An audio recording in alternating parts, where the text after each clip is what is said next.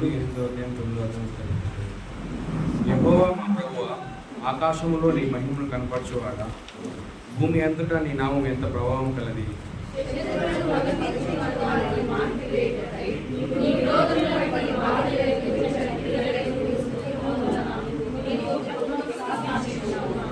నీ చేతి పని అయిన నీ ఆకాశమును, నీవు కలుగు చేసిన చంద్ర నక్షత్రములను నేను చూడగా,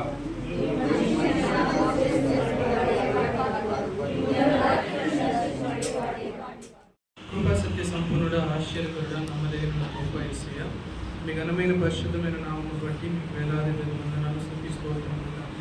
గడిచిన కాలం అంతా కూడా ప్రభు మన సజీవులో ఉంచి ఉచితమైన కృపలో ప్రభావం మమ్మల్ని కాచి కాపాడి ఇంతవరకు ప్రభావ మమ్మల్ని మాకు తోడైంది ప్రభావ. మీ సన్నిధానాన్ని ప్రభావ మేము అనుభవించడానికి ప్రభావ మాకు ఇచ్చిన గొప్ప తరుణాన్ని బట్టి మీకు స్తుతిస్తోత్రాలయ్యా. పాటల ద్వారా, కీర్తనల ద్వారా మీరు మహిమ పొందుకున్నందుకు మీకు వేలాది వందనాలు నాకండి. చెప్పబడిన వాక్యం ద్వారా మాకు మాట్లాడండి ప్రభావ. దేవుడికి ఇప్పుడు వచ్చిన దేవుడి బిడ్డలైన మీ అందరికీ నా తెలియజేస్తున్నా. దేవుడి యొక్క ప్రేమను పెట్టి దేవుడు మళ్ళీ కూడా సూచనలు వచ్చి మరి ఈ రోజున వీధిగా దేవుని యొక్క సన్నిధానంలో మనం కూడి స్థుతించడానికి, ఆయన సన్నిధి ప్రత్యక్షత ప్రవేశించడానికి దేవుని యొక్క ప్రణాళిక చొప్పున ఆయన వాళ్ళందరినీ కూడా ఏర్పాట్ల నుంచి ఈ రీతిగా మనం కూడుకోవడానికి దేవుడు మనకు సహాయం చేశారు.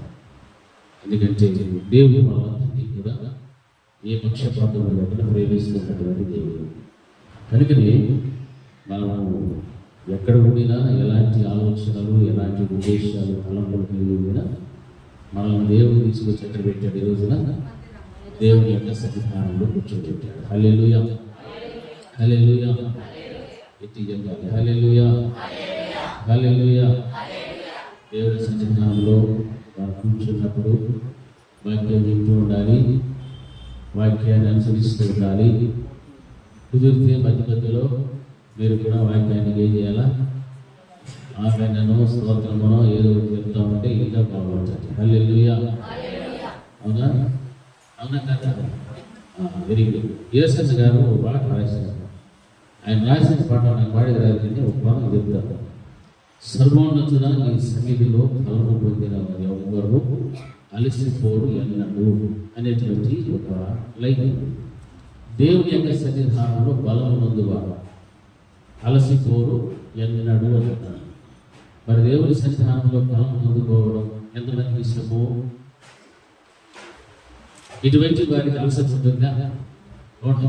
బిర్యానీ తింటే ఏమొస్తుంది? బలం వస్తుందా? కరెక్ట్గా చెప్పండి నా మాట ఆన్సర్. బిర్యానీ ఫుల్ తింటే ఏమొస్తుందా?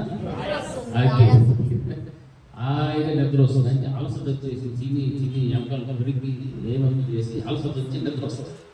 అదే దేవుని యొక్క సన్నిధానంలో బలము పొందుకుంటే, ఆ బలం ఆత్మీయ బలం పొందుకుంటే వారు ఎప్పటికీ కూడా అలసిపోరు అని వాక్యం చదివిస్తారు. ఉదయం నుంచి సాయంత్రం వరకు కూడా దేవుని వాక్యాన్ని వినడానికి మనం ఏమవ్వాలా? ఇష్టపడాలి. అప్పుడు మనం ఏం పొందుకుంటాము? బలాన్ని పొందుకుంటాం. మనకి ఇక్కడ బలము కావాలి అని మనకు దేవుని మందిరానికి వస్తే ఎంతసేపు అయినా వాక్యాన్ని వింటాము, గ్రహిస్తాము, దానివల్ల బలం పొందుకుంటాము. తద్వారా వచ్చే ఫలితం ఏమిటంటే అలసట అనేటువంటిది మన జీవితంలోకి రాదు. హల్లెలూయా, హల్లెలూయా. ఎందుకంటే దేవుని యొక్క సన్నిధానంలో నిజంగా ఈ రోజున చాలా మంది దేవుని సన్నిధిని పోగొట్టుకొని నీతిమంతులు, పరిశుద్ధులు, యథార్థవంతులు ఇటువంటి వాళ్ళందరూ కూడా ఏమైపోయారు? దేవుని సన్నిధికి దూరం అయిపోయి భ్రష్టు లేపినటువంటి వారిని కూడా మనం గమనిస్తూ ఉంటాం. ఎటువంటి వారు? వీళ్ళందరూ కూడా పరిశుద్ధులు, నీతిమంతులు, యథార్థవంతులు.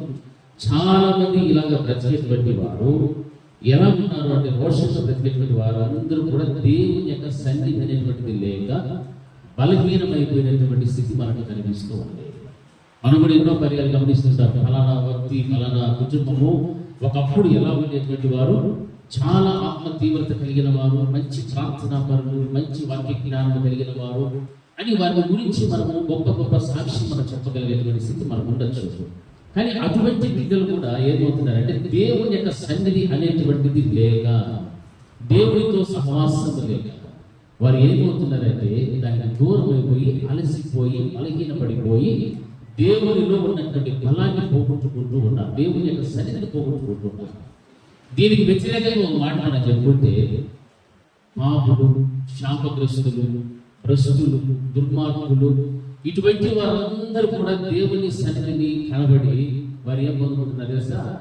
దేవుని యొక్క బలాన్ని పొందుకుంటూ ఉన్నారు, దేవుని యొక్క సన్నిధి ప్రత్యక్షత అనుభవిస్తూ ఉన్నారు, దేవునితో సహవాసాన్ని ఇష్టపడుతూ ఉన్నారు. అంటే వారికి వీరికి వ్యత్యాసం ఏముంది మనకు చెప్పండి? మనకు అన్నీ తెలుసు, మనము నీతిమంతులము, పరిశుద్ధులము, అన్ని జ్ఞానం ఉంది మనకు అనుకునే వాళ్ళు దేవుని యొక్క సన్నిధిని నిర్లక్ష్యం చేస్తున్నప్పుడు, అదే సమయంలో దేవుని ఎర్రగని బలహీన స్థితిలో ఉన్నటువంటి, పాడైపోయినటువంటి స్థితిలో ఉన్న వాళ్ళందరూ కూడా ఎక్కడ చేస్తున్నారంటే దేవుని యొక్క మధ్యలో బడికి చేరుతున్నారు. దేవుని యొక్క బలాన్ని పొందుకోవడానికి, దేవుని యొక్క సముఖమును అనుభవించడానికి వారు ఇష్టపడుతున్నట్టుగా వాక్యంలో మనం గమనిస్తాం. మన నిజ జీవితంలో కూడా మనం గమనిస్తే ఎంతో మంది భ్రష్ట జీవితంలో నుండి కూడా దేవుని వైపు నడిచిన బిడ్డలు ఎంతో మంది ఉన్నారు. దేవునికి దూరస్తులైన వాళ్ళందరూ కూడా దేవుని ఎదుగు మరలా పరిగెత్తుకుంటూ వచ్చినటువంటి వారు కూడా మనం గమనిస్తున్నాం. పరిశుద్ధ గ్రంథంలో కూడా అటువంటి వారు చాలా మంది కనిపిస్తూ ఉంటున్నారు. ఒక మహావ్యక్తుడు పరిశుద్ధ గ్రంథం మనం చూస్తే బాగా ప్రార్థన పరుడు, ఆ ప్రార్థించేటువంటి వ్యక్తి దేవుని యొక్క ఒక వరం అడిగాడు. అడిగినప్పుడు దేవుడు ఇచ్చాడు. ఏమి ఆ వరం అంటే, నిత్యము నా సన్నిధిలో నీవు నిలిచినట్లు నేను నీకు ఆ వాక్యమైనటువంటి జీవితాన్ని నీకు ఇస్తూ ఉన్నాను అన్నాడు. హల్లెలూయా. నిత్యము దేవుని యొక్క సన్నిధిలో నిలిచినటువంటి వాక్యము అంటే దేవునితో సహవాసం అనేటువంటిది ఎంత దేవునికి ఇష్టమైనటువంటిదో, ప్రత్యేకమైనటువంటిదో మనం గమనించాలి. దేవుడు అడిగినప్పుడు ఆ ప్రార్థన కూడా ఆయన ఒక వరం, ఏదైనా ఒక వరమే ప్రభు, ఏదో ఒకటి నాకు ఏ కృపావరంలో ఏదో ఒకటి అన్నప్పుడు దేవుడు ఏం ఇచ్చాడంటే, నిత్యము నా సన్నిధిలో నిలిచినటువంటి భాగ్యాన్ని నీకు ఇస్తాను. మరి దానికంటే కావాల్సినటువంటి భాగ్యం నన్ను జీవితం ఏదైనా ఉందా? లే. మరొకడైతే ఏడుచుకుంటూ ప్రార్థన చేస్తాడు, ప్రభా నా దోష శిక్షను నేను భరించలేకపోతున్నాను, నన్ను కనికరించు అని చెప్తున్నాడు. నా సన్నిధిలో ఉండదు అని చెప్తున్నాడు దేవుడు. ఎందుకంటే వారి యొక్క హేయమైనటువంటి జీవితం బట్టి, అవిధేయంగా అతిక్రమములను బట్టి దేవుని అందరిని సన్నిధిని పోగొట్టుకొని దేవునికి దూరస్తులైనటువంటి వారిని గురించి కూడా దేవుడు మాట్లాడుతున్నాడు. భాగ్యవంతమైన జీవితం ఏదైనా ఉంది ఈరోజు మనుషునికి అంటే దేవుని యొక్క సన్నిధిలో నిలబడమే. హల్లెలూయా. అది నీకు మంచిది, నీ కుటుంబానికి కూడా చాలా మంచిది. నీవు మాత్రమే దేవుని సన్నిధిలో కనిపిస్తూ ఉంటావు. మరి నీ కుటుంబాన్ని గురించి కూడా నువ్వేం చేయాలా? ఆలోచన చేయాలి. నా భర్త రాలేదు, నా భార్య రాలేదు, నా బిడ్డలు రాలేదు అని మనం ఆలోచించాలి. మానవుని యొక్క జీవితంలో దురదృష్టకరమైనటువంటి విషయం ఏదైనా ఉందంటే దేవుని యొక్క సన్నిధిని పోగొట్టుకోవడమే. దేవుని యొక్క సన్నిధిని పోగొట్టుకోవడమే ఒక దురదృష్టకరమైనటువంటి సమాచారం. దేవుని సన్నిధిని కనుక మనం పోగొట్టుకుంటామో ఇక మనకంటే ఇంకా దానికి మించినటువంటి ఆత్మీయ నిజాయితీ స్థితి ఎవరిలో కూడా కనిపించదు.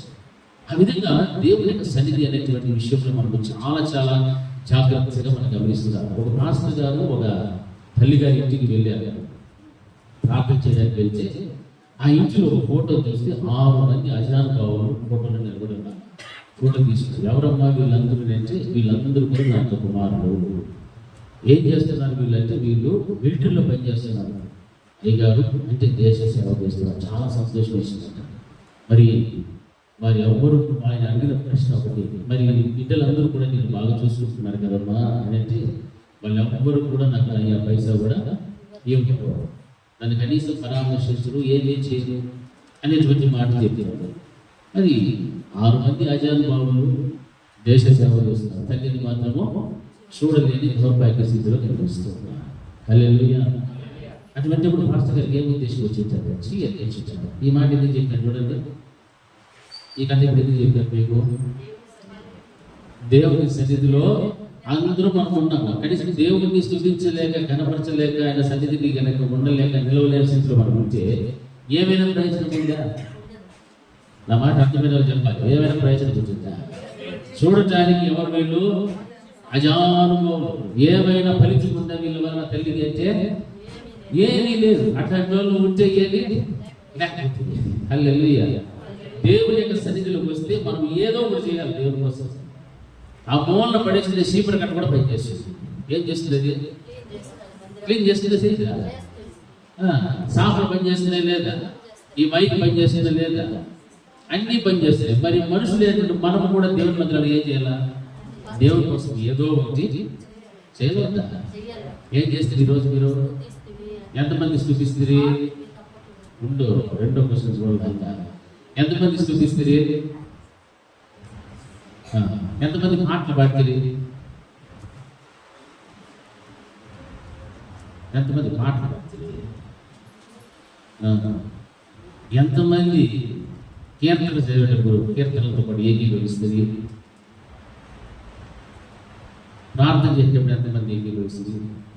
చూస్తే ఎంత కలిసిగా ఉందో. మరి దేవుని మందిరానికి మనం వస్తూ ఉన్నాము అని అంటే ఏదో ఒకటి చేయడానికి పరిగెత్తుకుంటున్నాం. హల్లెలూయా. అంతేగాని మన అవసరాలన్నీ తీర్చుకొని మళ్ళీ దేవుని మందిరంలోకి వచ్చిపోవడం అనేటువంటిది ఎంత మాత్రము భాగ్యవంతమైన జీవితం అది అనిపించుకోవడం, ఆశీర్వాదకరంగా కూడా ఉండదు. హల్లెలూయా. మనందరికీ ఏ భాగ్యం కావాలా? దేవుని యొక్క సన్నిధిలో నిలిచేటువంటి భాగ్యం మనకు కావాలి. దీనికోసం మనం ప్రయాసపడి ప్రార్థన చేయాలి. కుటుంబ సమేతముగా ప్రభువా నీ సన్నిధిలో నిలవగలిగేటువంటి భాగ్యము, ధన్యత, సమయానికి నిన్ను వచ్చి స్తుతించాలి, కనపరచాలి, మహిమపరచాలి అనే ప్రార్థన ప్రతిరోజు కూడా నీ ఇంట్లో నువ్వు ప్రార్థన చేసే అంశంలో పెట్టుకోవాలొద్దా? మనం ప్రార్థన చేస్తే పెట్టుకుంటే అన్నట్టుగా నన్ను చూస్తున్నాను. హల్లెలూయా. ఎంతమంది కుటుంబ ప్రార్థన చేస్తారు? కుటుంబం, ఫ్యామిలీ ప్రేయర్స్. కొన్ని వ్యక్తిగతంగా నాకు ఎంత విశేషం, వ్యక్తిగతంగా ఎంతమంది చేసుకుంటారు? ఆ ప్రార్థనలు ఏమి పెట్టుకోవాలా? నిత్యము నీ సన్నిధిలో నిలిచినటువంటి భాగ్యవంతమైన జీవితం నాకు దయచేయండి ప్రభువా. హల్లెలూయా. గట్టిగా హల్లెలూయా. ఇంకొంచెం హల్లెలూయా. ఇంకోసారి హల్లెలూయా. పరిశుద్ధ గ్రంథం నుండి ఉపధ్యాయ గ్రంథంలో మనం చూసినట్లయితే మొట్టమొదటి అధ్యాయంలో 18వ వచనాన్ని ఒకసారి చదువుతాం. యాకోబు సంతతి వారు అగ్నియు, యోసేపు సంతతి వారు పంటయు అగురు. ఏశావు సంతతి వారు వారికి కొయ్యకాలుగా ఉందురు. ఏశావు సంతతి వారిలో ఎవడనూ తప్పించుకొనకుండా యోసేపు సంతతి వారు వారిలో పండి వారిని కాల్చుదురు. యెహోవా మాట ఇచ్చి ఉన్నాడు. హల్లెలూయా. ఈ రోజున దేవుని యొక్క సంఘమైనటువంటి మనందరితో కూడా దేవుడు మాట్లాడడానికి ఇష్టపడుతున్న మాట ఆ 18వ వచనంలో ఉన్నటువంటి మొదటి భాగం మాత్రం మనం మాట్లాడుకొని ధ్యానం చేసుకుంటాం. యాకోబు సంతతి వారు అగ్నియు, యోసేపు సంతతి వారు మంటయు అగుదురు అని వాక్యం మనకు కనిపిస్తుంది.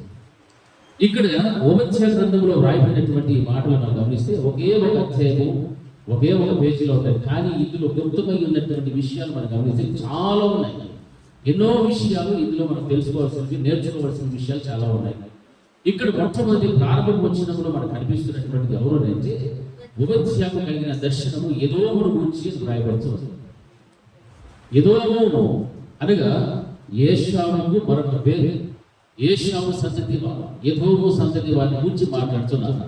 అనగా యాకోబు సంతతికి, యోసేపు సంతతికి, ఆ తర్వాత ఏశావు సంతతికి మధ్య ఎన్నో వివాదాలు ఉన్నాయి. ఏదో దాని గురించి దేవుడు ఏం చేయబోతున్నాడు, ఏశావు సంతతిని గురించి మాట్లాడుతున్నాడు, యాకోబు సంతతిని గురించి మాట్లాడుతున్నాడు, యోసేపు సంతతిని గురించి మాట్లాడుతున్నాడు. అయితే మనం గమనించాల్సిన విషయం ఏమిటంటే యాకోబు యొక్క సంతతి వారు ఎలా ఉండాలి అంటే అగ్నిలాగా వారు ఉన్నారు.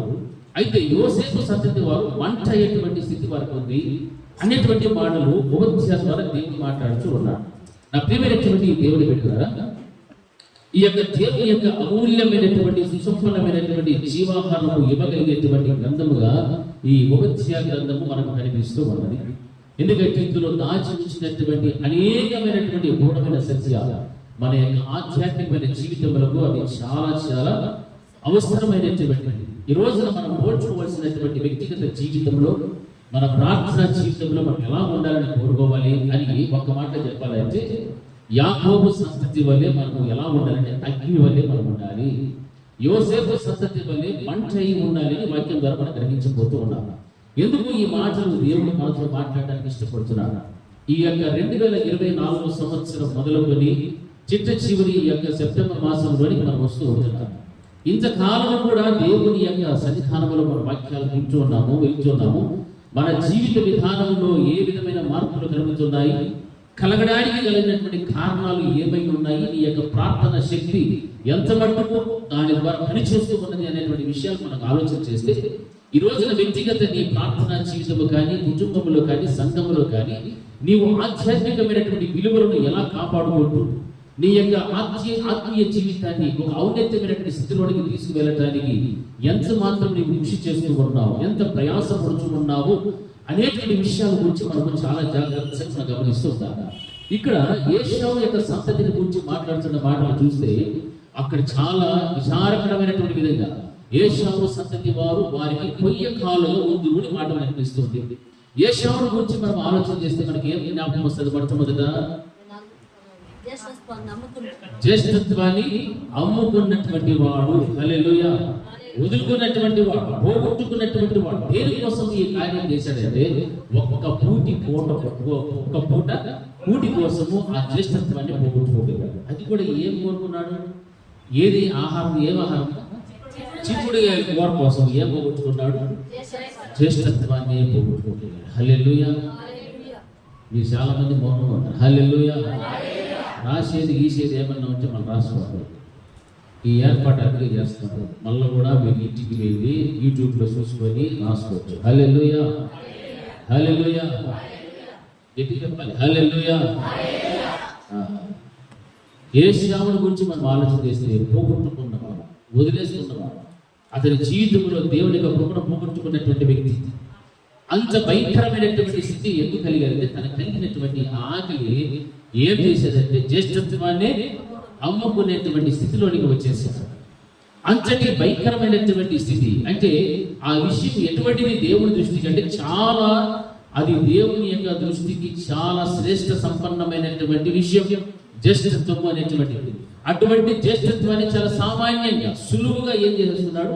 ఒక్క పూట కూటి కోసం వదిలేసుకున్నాడు. అటువంటి వాడు ఏశావు అనేటువంటి మాట గమనిస్తుంది. ఏశావు అయితే పోగొట్టుకున్నవాడు. యాకోబుని గురించి ఆలోచన చేస్తే సంపాదించుకున్నటువంటి వాడు. ఈయన ఏం పోగొట్టుకున్నాడు? జ్యేష్ఠత్వాన్ని పోగొట్టుకున్నాడు. ఈయన ఏం పొందుకున్నాడు? అదే జ్యేష్ఠత్వము, అదే ఆశీర్వాదాన్ని సంపాదించుకున్నాడు. ఎవరి యొద్ద?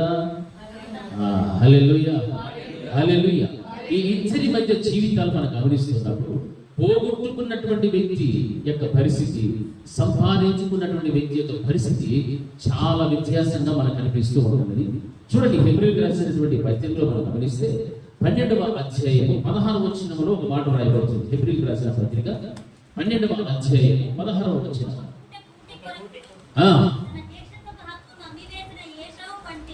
ఏశావు వంటి హల్లెలూయా, హల్లెలూయా, హల్లెలూయా. సర్వసాధారణంగా మనం గమనిస్తే క్రైస్తవ జీవితంలో కూడా ఇటువంటివి ఎన్నో జరుగుతున్నాయి. ఒక పూట కూటి కోసము ఏదైనా కూడా వదులుకొనేస్తాం, ఆత్మీయతను వదులుకొట్టారు. ఇక ఏదైనా దేవుడి దృష్టికి విలువైనటువంటి వాటిని వదులుకుంటూ ఉంటారు. అంటే ఏశావు దేనిని వదులుకుంటున్నాడు అంటే ఆత్మ సంబంధమైనటువంటి దాన్ని వదిలేస్తున్నాడు. అతను కోరుకున్నటువంటిది ఏమిటి? శరీర సంబంధమైనటువంటి దాహం తీర్చుకోవడానికి.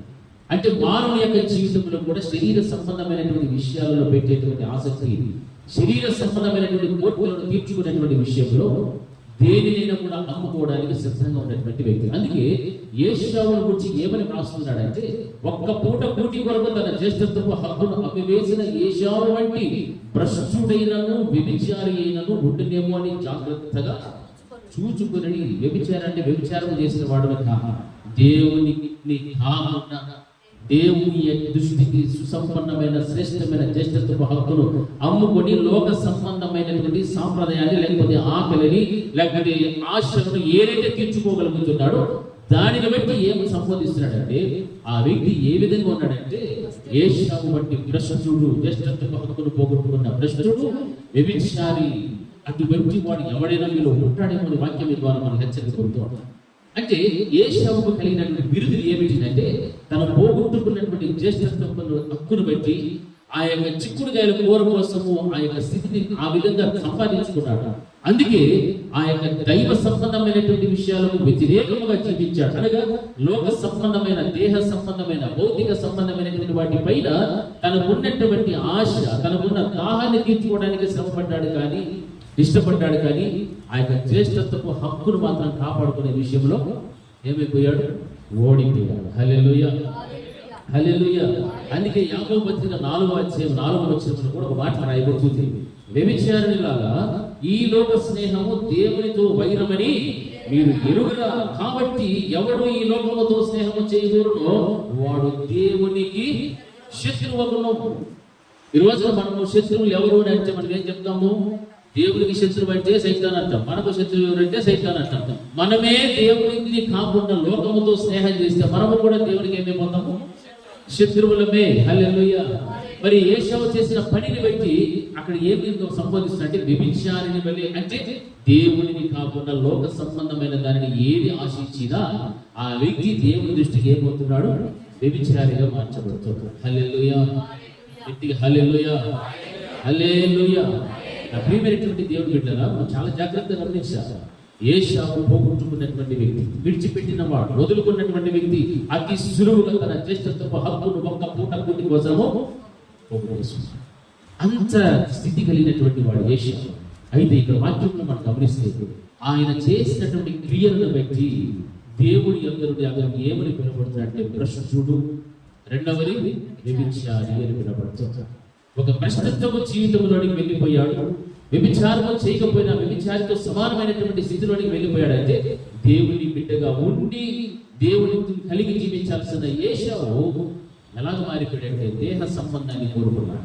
ఈ లోక సంబంధమైనటువంటి ఆశల్లోనికి వెళ్ళిపోయాడు. ఆ ఒక్క పూట కూటి కోసం తన జ్యేష్ఠత్వ హక్కునే పోగొట్టుకునేటువంటి స్థాయిలోనికి వెళ్ళిపోయాడు. కాబట్టి ఏశావుని గురించి ఆ మాట మాట్లాడుతున్నాడు. హల్లెలూయా, హల్లెలూయా. ఈ రోజున క్రైస్తవ సమాజంలో కూడా దేవుని కాక దేవుని కంటే నువ్వు దేనిని ఎక్కువగా ప్రేమించినా దేవుని దృష్టికి నీవేముగా పిలువబడతావు? వ్యభిచారి. హల్లెలూయా, హల్లెలూయా.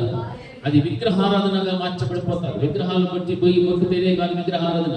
దేవుని కంటే నువ్వు దేనినైతే ఎక్కువగా ప్రేమిస్తావో, దేనినైతే ఎక్కువగా ఆరాధిస్తావో, దేనినైతే ఎక్కువగా ఇష్టపడతావో అది నీ దేవుని దృష్టికి ఏమిగా మార్చబడుతుంది? విగ్రహారాధనగా మార్చబడుతుంది. హల్లెలూయా. అందుకే విగ్రహారాధన గురించి దేవుడు స్పష్టంగా మాట్లాడుతున్నాడు. మనం అనుకుంటే విగ్రహారాధన అంటే అన్యులు చేసే విగ్రహారాధన అదొక్కటే కాదు, మన వ్యక్తిగత ఆత్మీయ జీవితంలో ఎదగడానికి అభ్యంతరకరంగా ఉన్నటువంటి, ఆటంకపరిచేటువంటివి, దేవుని కంటే ఎక్కువగా ప్రేమించబడేటువంటివి ఏవైతే నీ జీవితంలో ఉన్నాయో అవన్నీ కూడా దేవుడి దృష్టికి ఏమిగా మార్చబడుతున్నాయి? విగ్రహారాధన. అందుకే భ్రష్టుడు, వ్యభిచారి అని ఏశావు గురించి మాట్లాడుతున్నాడు.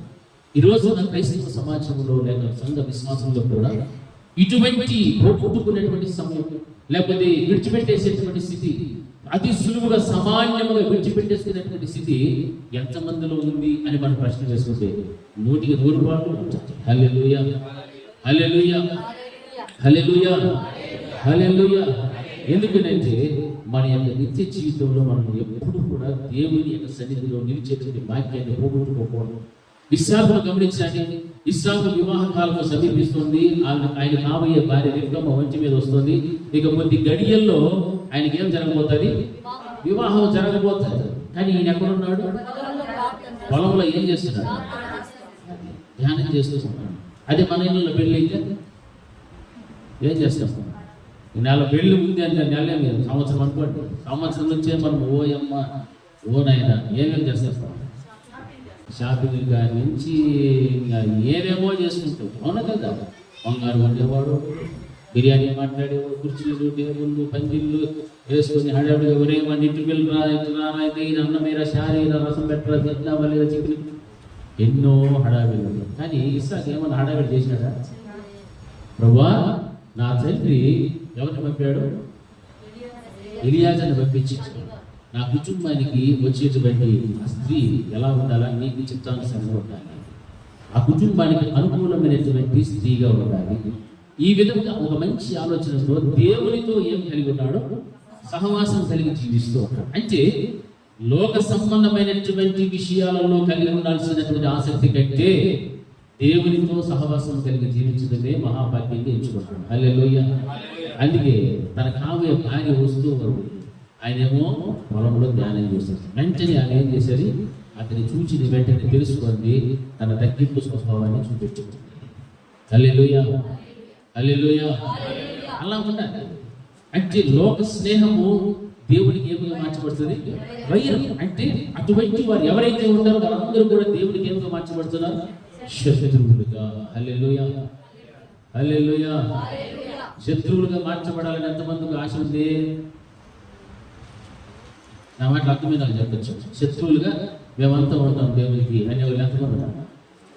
సరే, లోకంతో స్నేహం చేసే వాళ్ళు ఎంతమంది ఉన్నారు? మీరు దేనికి తలకాయ ఇవ్వకపోతే దేవుడే తలకాయ తిప్పేస్తారు. హల్లెలూయా. యా పక్కకు ఓ పక్క తిప్పుతారు. ఇచ్చా అజయ ప్రకాష్ అంతే. మరి మనము దేవునికి శత్రువులుగా ఉన్నామా, మిత్రులుగా ఉన్నామా? అమ్మ గొంతు ఒకటి ఎక్కిస్తాను, మిగతా ఈ ముందు పిల్లల గొంతు ఎవరు చెప్పలేదు. హల్లెలూయా. దేవుడికి మనము శత్రువులు, మా మిత్రులు.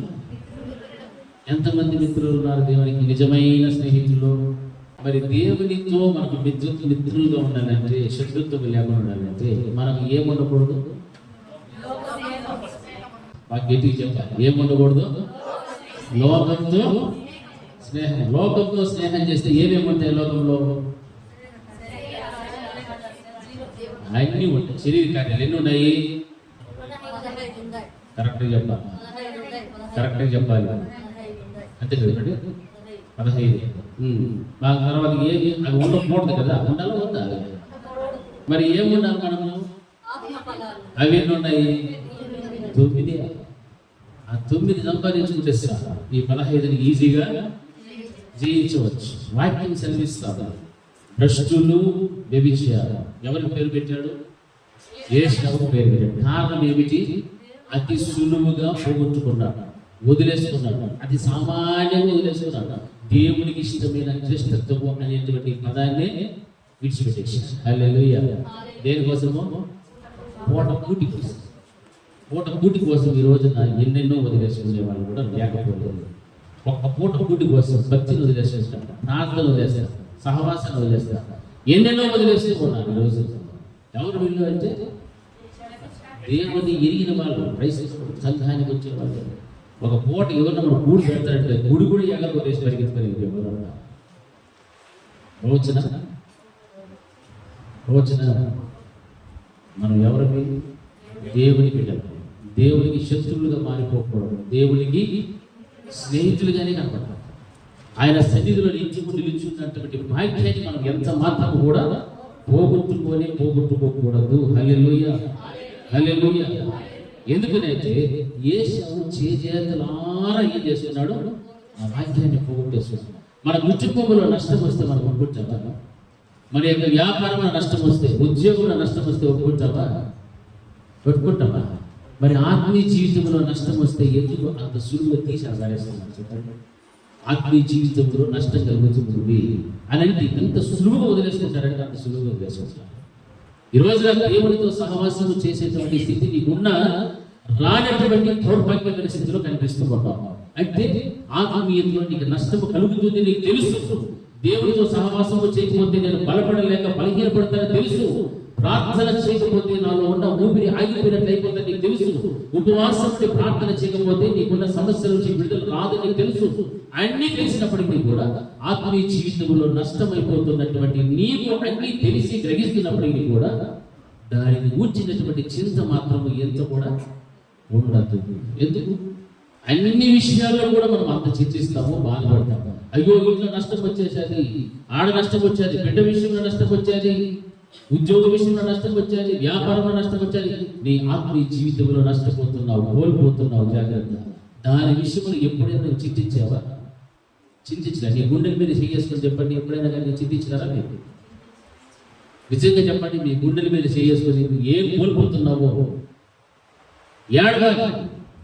రాత్రులు అసలు నిద్రపట్టుకోవడం, అయ్యో ఫలానా రోజు నేను మందిరానికి వెళ్ళలేదు, దేవుని వాక్యాన్ని నేను వినలేదు, ప్రార్థన చేయలేదు, స్తుతించలేదు, ఆయన గణపరచలేదు, మహిమపరచలేదు.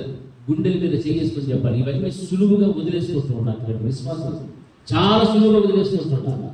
పర్వాలేదు, స్థుతి ఆరాధన అయిపోతే పర్వాలేదు, పాటలు అయిపోయినా పర్వాలేదు, వాక్యం అయిపోయినా కూడా మన లాస్ట్లో మీకు అనిపిస్తే కూడా చాలా అసలు మన కొంచెం కూడా భయభక్తి లేనటువంటిదే లేదు. ఎందుకు ఇవన్నీ కూడా ఏషావు కోల్పోయి ఏమని పిలవబడుతున్నాడు? భ్రష్టుడు, వ్యభిచారిని పిలవబడుతున్నాడు. ఈ రోజున తెలిసి కూడా ఎంతమంది ఎన్ని విషయాల్లో ఎంత ఆత్మీయతను కోల్పోతున్నారు తెలుసా? చాలా మటుకు ఆత్మీయతను కోల్పోతున్నారు. మరి అంత ఈజీగా ఎలా వదులుకుంటేస్తున్నారు? మనం ఉన్నటువంటి ఈ యొక్క కడవరి దినాలలో ఎంతగా ఆత్మీయతలు ఎదగాలని ఇష్టం ఉండాలో తెలుసా?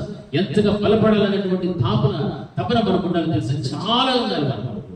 అయినప్పటికీ కూడా ఈ రోజున విశ్వాస జీవితంలో ప్రార్థన అన్నా, వాక్యం అన్నా, మందిరం అన్నా, పరిచర్య, అభిషేకం అన్నా, సమర్పణ కలిగిన జీవితం అన్నా, సహవాసం అన్నా, పరిశుద్ధత అన్నా, నీతి అన్నా, ఏ ఒక్క విషయంలో కూడా నిర్లక్ష్యము తప్ప వేరొక ఆసక్తి అనేటువంటిది కనబడటం లేదు. హల్లెలూయా, హల్లెలూయా. మనము ఎంత నిర్లక్ష్యము చేస్తామో దేవుడు కూడా మనల్ని అంతే నిర్లక్ష్యం చేస్తాడు. ఇది గుర్తుపెట్టుకోండి, ఇది ఒక్కటి గుర్తుపెట్టుకోండి. మనము దేవుని ఎంత నిర్లక్ష్యం చేస్తే దేవుడు కూడా మనల్ని అంతే నిర్లక్ష్యము చేసేస్తాడు. ఆయన ముఖంగా మరుగు చేసుకుంటే నువ్వు ఎవరితో మాట్లాడతావు? ఎవరికి ఉరబెట్టుకుంటావు? ఎవరికి ప్రార్థన చేస్తావు? ఎవరితో గోజాడుకోవడానికి పరిధులు తీసుకుంటూ పోతాం? ఎక్కడికక్కడ నీకు అవకాశము లేదు. ఈ లోకంలో ఉన్న మనుషుడు ఎవడు కూడా నిన్ను ఆదరించలేడు, ఏ ఒక్కడు కూడా నిన్ను ధైర్యపరచలేడు. నీకున్న సమస్యలను వాడి సమస్యలుగా తీసుకోలేడు. తీసుకునేటువంటి వారు ఎవరైనా ఉన్నారా అంటే అది మనం నమ్మినటువంటి దేవుడు ఒక్కడే. హల్లెలూయా, హల్లెలూయా. అంటే ఏషావులాగా అతి సులువుగా ఆత్మీయతను కోల్పోవద్దు. సహవాసము దొరికినప్పుడల్లా నువ్వు ఏం చేయాలో సహవాసంలో కలుసుకో. అందరితో సమాధానంగా ఉండు, కానీ పరిశుద్ధులతో సహవాసం మాత్రము మానుకోకూడదు. హల్లెలూయా, హల్లెలూయా. ఎందుకు ఈ మాటలు చెప్తున్నాడు పరిశుద్ధాత్మ దేవుడు? చాలా మంది సహవాసాలు ఏం చేస్తున్నారు? పోగొట్టుకుంటున్నారు. జాగ్రత్త. సహవాసం పోగొట్టుకుంటే మరలా ఇదే సహవాసం కావాలని కోరుకున్నా కానీ నీకు రాదు, దొరకదు. ఆ మందిరానికి వచ్చినా ఉంటే రాకపోయినా ఉంటే పర్వాలేదు, నేను ఇంట్లోనే ప్రార్థన చేసుకుంటా, ఇంట్లోనే నేను బైబిల్ చదువుకుంటా, ఇంట్లోనే నేను ఏమైనా చేస్తాను వచ్చు. కానీ ఇంటి కంటే దేవుని యొక్క మందిరంలో కూర్చోండి, దేవుని యొక్క సహవాసాన్ని కలిగి జీవిస్తే అందులో నుంచి దేవుడు నీతో మాట్లాడి నేను ధైర్యపరిచి బలపరుస్తాను. యేషోవు లాంటి పనికి మాలినటువంటి జీవితం ఉంటే దాన్ని సరిచేయడానికి దేవుడు ఇష్టపడతాడు. నీ ఇంట్లో నీవు ఏం చేస్తున్నావో ఎవరికి తెలియదు. నేను ప్రార్థన చేసుకుంటుంది, వాక్యం జరుగుతుంది, అన్ని చేసుకుని చెప్పుకోవచ్చు. కానీ దేవుని మందిరానికి వస్తే తన నాశం ద్వారా మాట్లాడే ప్రతి మాట కూడా నీ యొక్క హృదయ అంతరంగం ఏం చేస్తుంది? శుద్ధీకరించగలుగుతాది. హల్లెలూయా. పరిశుద్ధతలోనికి నడిపిస్తారు. సహవాసంలో ఇంకా ఎక్కువగా ఉండాలనేటువంటి తీవ్రతను నీకు కలిగింపజేస్తారు. ఆ జీవితం నీకు ఉంటేనే దేవుడికి ఇష్టమైనటువంటి వ్యక్తివి. లేదు అంటే అతి సులువుగా నీవు మందిరం విషయంలో పోగొట్టుకుంటూ కోల్పోతూ ఉంటేవో నీవు భ్రష్టురాలవే. రెండవది అంటున్నాడు అంటే నీవు ఏమి అంటే దేవునితో గడపాల్సిన సమయం దేవుని కంటే నువ్వు ఎవరితో ఎక్కువ గడుపుచున్నావు? లోకముతో. ఈ లోక స్నేహము దేవునికి వైరము. లోకంతో స్నేహం చేసేవాడు దేవుడికి ఏమిగా మార్చబడుతున్నాడు? శత్రువుగా మార్చబడిపోతున్నాడు. నీకు తెలియకుండానే నీవు దేవుడికి ఏమిగా అయిపోతున్నావు తెలుసా? శత్రువుగా అయిపోతూ ఉన్నావు. జాగ్రత్త, ఇది గుర్తుపెట్టు. మొట్టమొదటి ఒక మాట చెప్పాను, దేవుని యొక్క సన్నిధిని పోగొట్టుకోవడం అంత దరిద్రం, అంత దురదృష్టకరము విశ్వాసం మరొకటి లేదు. హల్లెలూయా, హల్లెలూయా. పరిశుద్ధులుగా జీవించిన వారు, రోషము కలిగిన బ్రతికిన వారు, మంచి ప్రార్థన పనులు, వాక్య జ్ఞానం ఉన్న వాళ్ళు అందరూ కూడా చాలా మట్టుకు దేవుని సన్నిధిని ఏం చేస్తున్నారు? కోల్పోతూ ఉన్నారు. మాకు అన్ని తెలిసిన పోగొట్టుకుంటున్నారు, వెళ్ళిపోతున్నారు, బయటకు వెళ్ళిపోతున్నారు. కానీ బయట ఉన్నటువంటి అన్యులు, బయట ఉన్నటువంటి దుర్మార్గులు, లేకపోతే దేవుని శోధించిన వారు, ఆ యొక్క పాపులు, బలహీనులు ఎవరైతే ఉన్నారో వీళ్ళందరూ కూడా ఎక్కడికి చేరుతున్నారు? దేవుని సన్నిధిలో చేరుతున్నారు. మనం నిజముగా దేవుని ఇష్టం ఉంటే, భయం ఉంటే, భక్తి ఉంటే దేవుని సన్నిధిని మాత్రం ఎప్పటికీ కూడా పోగొట్టుకోకూడదు. దేవుని సన్నిధిని కోల్పోతున్నావంటే నువ్వు ఎంతగా ఆత్మీయతలో నువ్వు నష్టపోతున్నావో ఒక్కసారి నువ్వు పరిశీలన చేసుకోవాల్సినటువంటి పరిస్థితిలో నీకు ఉన్నావు. ఒక ఆదివారం మాత్రమే నీకు సరిపోదు. ఒక ఆదివారం మాత్రం వచ్చి ఒక గంట సేపు కూర్చొని వినేసి వెళ్ళిపోతే నీ భక్తి ఏమి ఇస్తుంది? ఏమి ఇవ్వదు.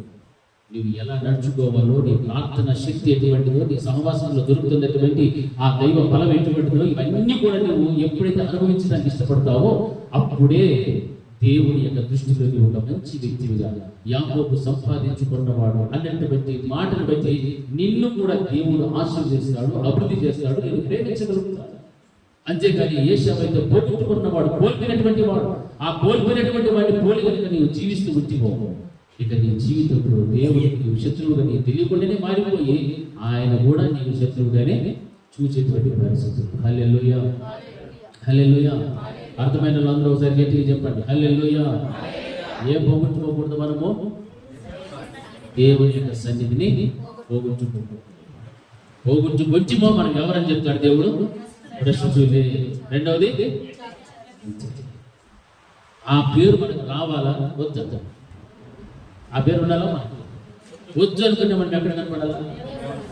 దేవుడు కనపడు. అందుకే ఆ యొక్క యాకోబు జీవితంలో కూడా మనం గమనిస్తున్నప్పుడు ఏశావు అయితే తన నిర్లక్ష్యం వల్ల ఏం చేశాడంటే అతి సులువుగా పోగొట్టుకున్నాడు. కానీ ఆర్థికంగా మాత్రం ఏ మాత్రం కూడా తగ్గిపోలే. ఏం పోగొట్టుకున్నాడు? దేవుని యొక్క కృపను పోగొట్టేస్తున్నాడు. కృపను పోగొట్టుకున్నాడే కానీ ఆర్థికంగా ఏం బలహీనపడలే, అంత బాగానే ఉంది. కానీ యాకోబు మాత్రం ఏం చేశాడు తెలుసా? తన తల్లి గర్భములో పిండంగా ఉన్నప్పుడే తన మనసులో కోరిక, ఆశ చేశాడు తను జ్యేష్ఠత్వాడుగా బయటికి రావాలి. అందుకే లోపల ఏం జరిగేది?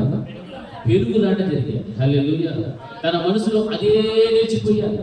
అందుకే 20 సంవత్సరములు యాకోబు ఆ యొక్క తన సొంత దేశాన్ని విడిచిపెట్టి తన మామ ఇంటికి వెళ్ళిపోయి అక్కడ 20 సంవత్సరాలు పడరాని పాటలు పడి ఆస్తిని సంపాదించుకుని ఎంతో కష్టపడి వస్తున్నాడు. అయితే ఏశావు ఏం కష్టం ఏమీ లేదు. కానీ యాకోబుకు మాత్రం ఏముంది? భయం ఉంది.